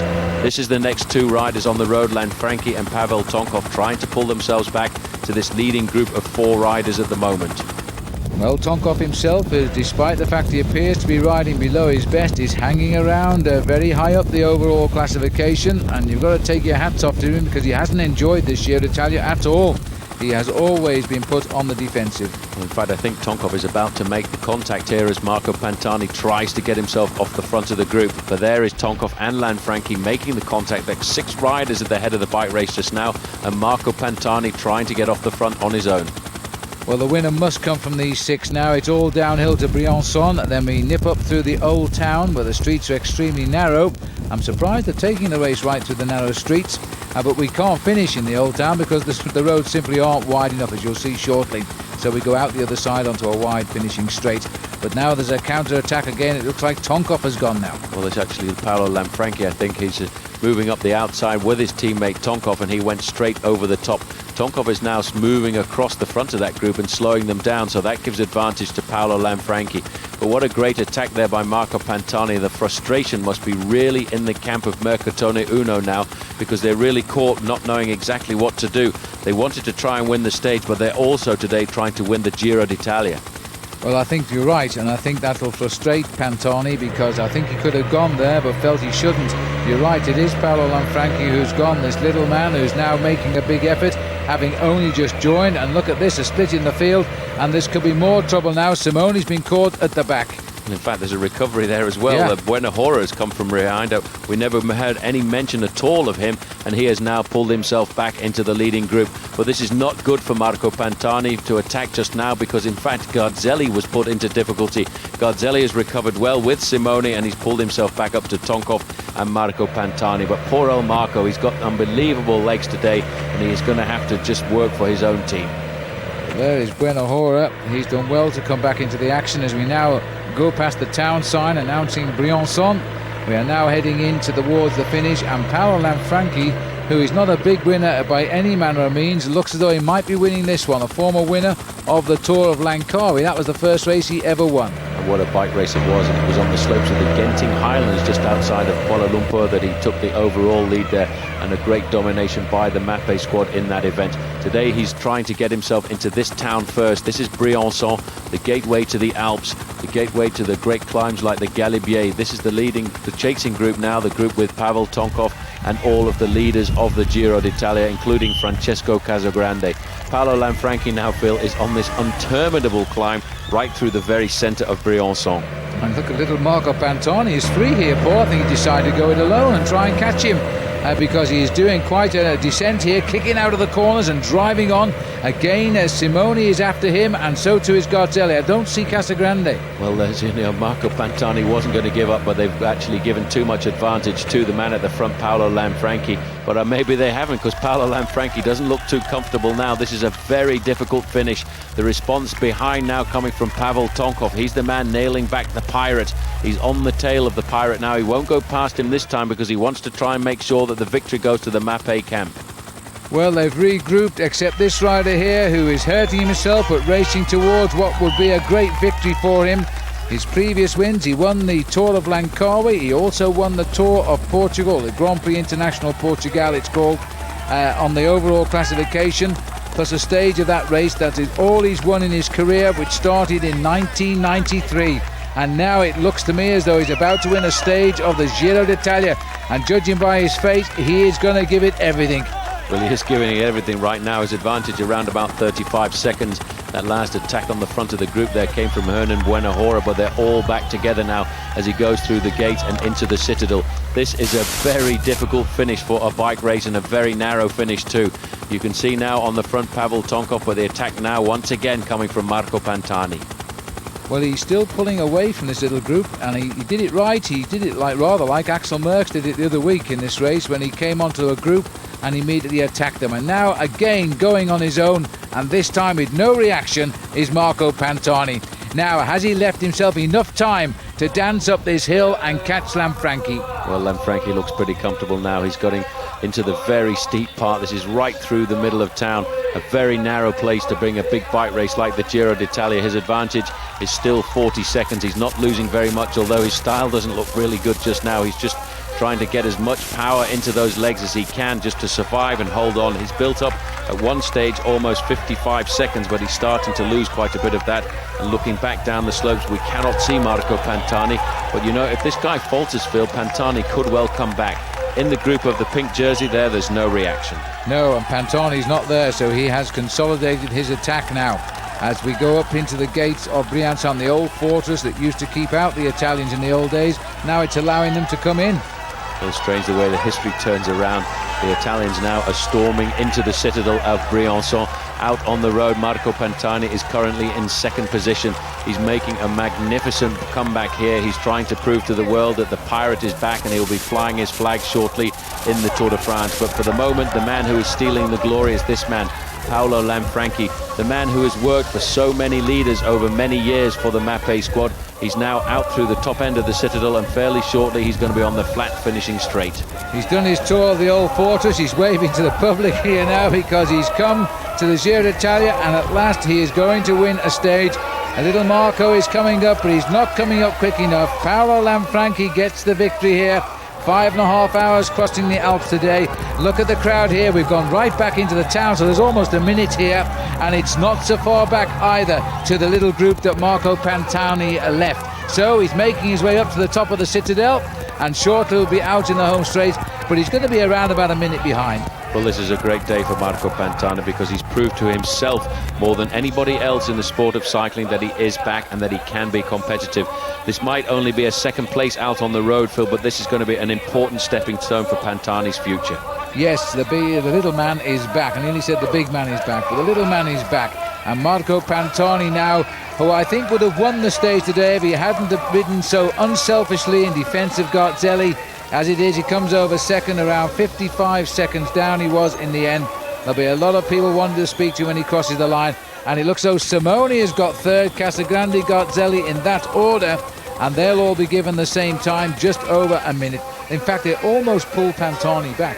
Well, they did, but for Pantani the important thing was really to get off the front of this group. Pavel Tonkov once again been put into serious difficulty. He had to recuperate. Unfortunately for the Mapei squad, it was Paolo Lanfranchi who came up with the goods and gave them the victory over one of the toughest stages of the Giro d'Italia so far, the Col dell'Angelo and the Col d'Izoard. Absolutely, and it'd be sixth place for Tonkov. Remember that it was Lanfranchi looked after him before he went on to win the stage, and Brenner Hall is 7th, and Piccoli coming home 2 minutes down in the end in 8th. But this man pulling on his team jersey, but he still has a pink jersey to own. Now we're on the eve of the time trial. It's going to be showdown time. 25 seconds to Garzelli and 49 seconds to Simone.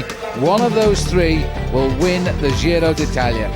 And because today is the 34 kilometres time trial up mountains from Briançon to the mountaintop finish of Sestriere, and this is Stefano Garzelli about to start. Just gone off in front of him is Simone. Well, you know, it's all going to be between these guys. 25 seconds separates Casagrande and Garzelli, and 49 seconds separates Simone from Casagrande. It really is all between these guys, and it's going to be a very difficult time trial there. So now on the slopes of the first climb of the day, Mont Genèvre, and Marco Pantani is crossing the finishing line with a time of 17th. And he was smiling as well, Paul. But the last man is off now, so Francesco Casagrande. It's all about these three riders now. It's not necessarily about who wins the time trial. It is all who gets the most time between those three. This is Axel Merckx here. He's coming in now with a time a little bit off the leaderboard with a 1 hour 4 minute ride. Well, these riders are all separated by 2 minutes out on the course. Salvadelli, not a great ride by him, 25th, 1 hour and 5 minutes. A lot of riders coming into the finishing line now. This is a pretty fast time. This is Jan Hruska with the new best time of 59 minutes and 49 seconds. He's the only one inside the hour. That is an incredible performance, Paul. And he was the man that took out the prologue, don't forget. I don't think anybody's going to beat that time because these guys aren't matching his part-way checks. But this is mano a mano now, and Casagrande is not riding as well as Garzelli. Well, Garzelli on the left, on the right there in the yellow jersey of Mercatoni, looking very comfortable. Coming up, Sergei Honchar comes across with a very good time. That's second, 1:01, Phil. He's almost 2 minutes behind Hruska. That's a long way down, and Casagrande now is 39th at this check and away off the pace. I don't know what's wrong with him, Paul, but ever since he's left the start house, he has not had the style and fluidity. He has not looked comfortable at all. This man, Gilberto Simone, is doing a pretty good ride, though. This now is on the harder part of the climb. This is a very difficult time trial, you know. You have to climb first over the Col de Mont Genèvre and then up to the summit of the mountain of Sestriere. Second time for Andrea Noe, a good ride by him. Well, he's a very, very good rider, Noe, and he's coming with a good time there. But this run here now is setting the world alight because he's pulling back his 25-second deficit and he's heading towards a pink jersey. Simone is just about in no man's land here and should hold third. Well, he's riding well. This is Pavel Tonkov. He would have had to do something unbelievable to win the Giro d'Italia in this time trial. He started the day 2 minutes and 46 seconds behind. Casagrande, though, Phil, does not look good. This man is digging very deep. He's got a lot of energy in his pedaling action too. He may be nodding his body somewhat, but there's almost a difference in speed visibly between these two riders on the course. Well, at the top of the climb now, up in Sestriere, Tonkov is in 18th place. He's not enjoyed this tour, really. Simoni comes in with a 1:2:15 ride, and that too is a very good ride, but it's a question of where these two finish, and they are going, well, one's going to be quicker. I think Simoni may not be behind Casagrande. He might well beat him. But now there's a big sprint by Garzelli, and look where he's slotting in the leaderboard. Third place for Garzelli, and I think that will win in the Giro d'Italia, and so do his supporters, because here comes Casagrande, and he had to finish with a time of 1:01:31, and that's long since gone. He is going to be almost 2 minutes behind Garzelli now. Well, he never really got into his rhythm at the bottom of the climb, Phil. He didn't look fluid. He did not look like the man that dominated on the Col de San Pellegrino in Alpe. You know, he has suffered over the last few mountain stages, and I think he was put into serious difficulty yesterday by those incessant attacks of Simoni's and Marco Pantani's. He's outside the time that he needed to finish. It will be a respectable time for him, but not good enough. He hasn't ridden the time trials well, 1:2:58, and it's goodbye to that Maglia Rosa. Here's the result. Jan Ruska gets his second time trial win. Noé did a wonderful ride for second. Garzelli excelled here in third place, and that's his girlfriend there, as she congratulates the new leader of the Giro d'Italia with just a weekend to come, and really no terrain left for Francesco Casagrande to attack him. Well, that was unbelievable. This man calculated it absolutely. This is the new overall standings. Garzelli leads Francesco Casagrande by 1:27, and Simoni is third now, 1:33 behind. So we come down to the final stage from Turin into Milan, and as always it will be a bunch sprint in Milan. No opportunity now for anybody to take over the pink jersey of leadership. This little group, Paul, just ahead of the field, but the field are closing in. They're closing in rapidly, but these guys may have timed it just to perfection. In the group at the back there is Mariano Piccoli. In the group as well, you can see one of the other sprinters, and this is all coming back together. In fact, David McKenzie is in that group a little bit further back, and they might have done it, Phil, because they're 30 seconds clear for the moment over the main field. Well, there's a lot of work being called for here, but I don't think they're going to do it, Paul, because if you look at the speed of that peloton now, they know as they go under the last kilometre that the sprinters are going to have their day here, and Garzelli is going to win the Giro d'Italia, having taken the lead on the penultimate day of the race in the time trial. They're actually messing about, and that will cause the gap to close. Well, it's still reasonable. It's still reasonable, around about 25 seconds, but they are looking over their shoulders all of the time. The man on the back there is Oscar Pozzi. He is looking to try and surprise all of these guys in this final sprint for the line. The man in the middle, though, is a man who is very good. There's the attack from Pozzi. He's going forward, but in fact they caught them just as they were looking round, so he didn't get too far off the front. Well, there were originally 12 in this breakaway. There's now 5 of them left as they've cracked under the pressure on this circuit. Pozzi is brought back to heel again, as again they look at each other here, and this will cost them the race. Piccoli is there in third place, and he's probably the best sprinter of this group.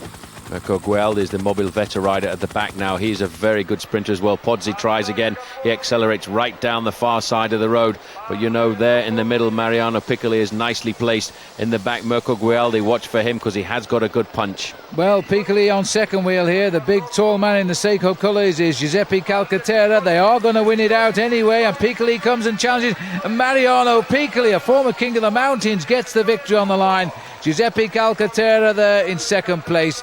But this is the race now for the rest of them, and indeed in the middle of the pack here is going to be the winner of the Giro d'Italia, and that was an excellent victory for Stefano Garzelli. There he goes, and Marco Pantani was not very far away from his side.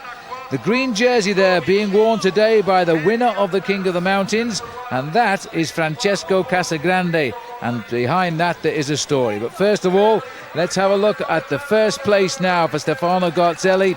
Casagrande forced into second with a day to go in the Giro. Both of those riders, having in the past only won the Tour of Switzerland, and third for the second year is Gilberto Simoni. But I'm afraid the King of the Mountains trophy, Paul, it was given to Casagrande and it really wasn't very fair the way it was done, was it? Absolutely not. It was all decided on that little transponder we spoke about. They decided that Francesco Casagrande was the fastest rider on the final mountain of the stage, and although they ended up having exactly the same points, the Italians gave the victory in the King of the Mountains competition to Casagrande. But only 27 riders wore the transponders. It wasn't compulsory to use them, and of course there were many riders beat Casagrande, but they didn't have the timers on. So the judges didn't count them, and they gave the victory to just a handful of riders who went up the climb, and of course that meant that Casagrande was best of just a few of them. Very unjust decision, I think. Well, the Inter-Giro competition led for much of the way by Fabrizio Grady. Finally he got victory in that, and he's won it before. And Konishev led for more than half of the race in the points competition and richly deserved that title. Hope you've enjoyed the coverage of the Giro d'Italia, and until the next time, for Paul Sherwen, I'm Phil Liggett saying so long.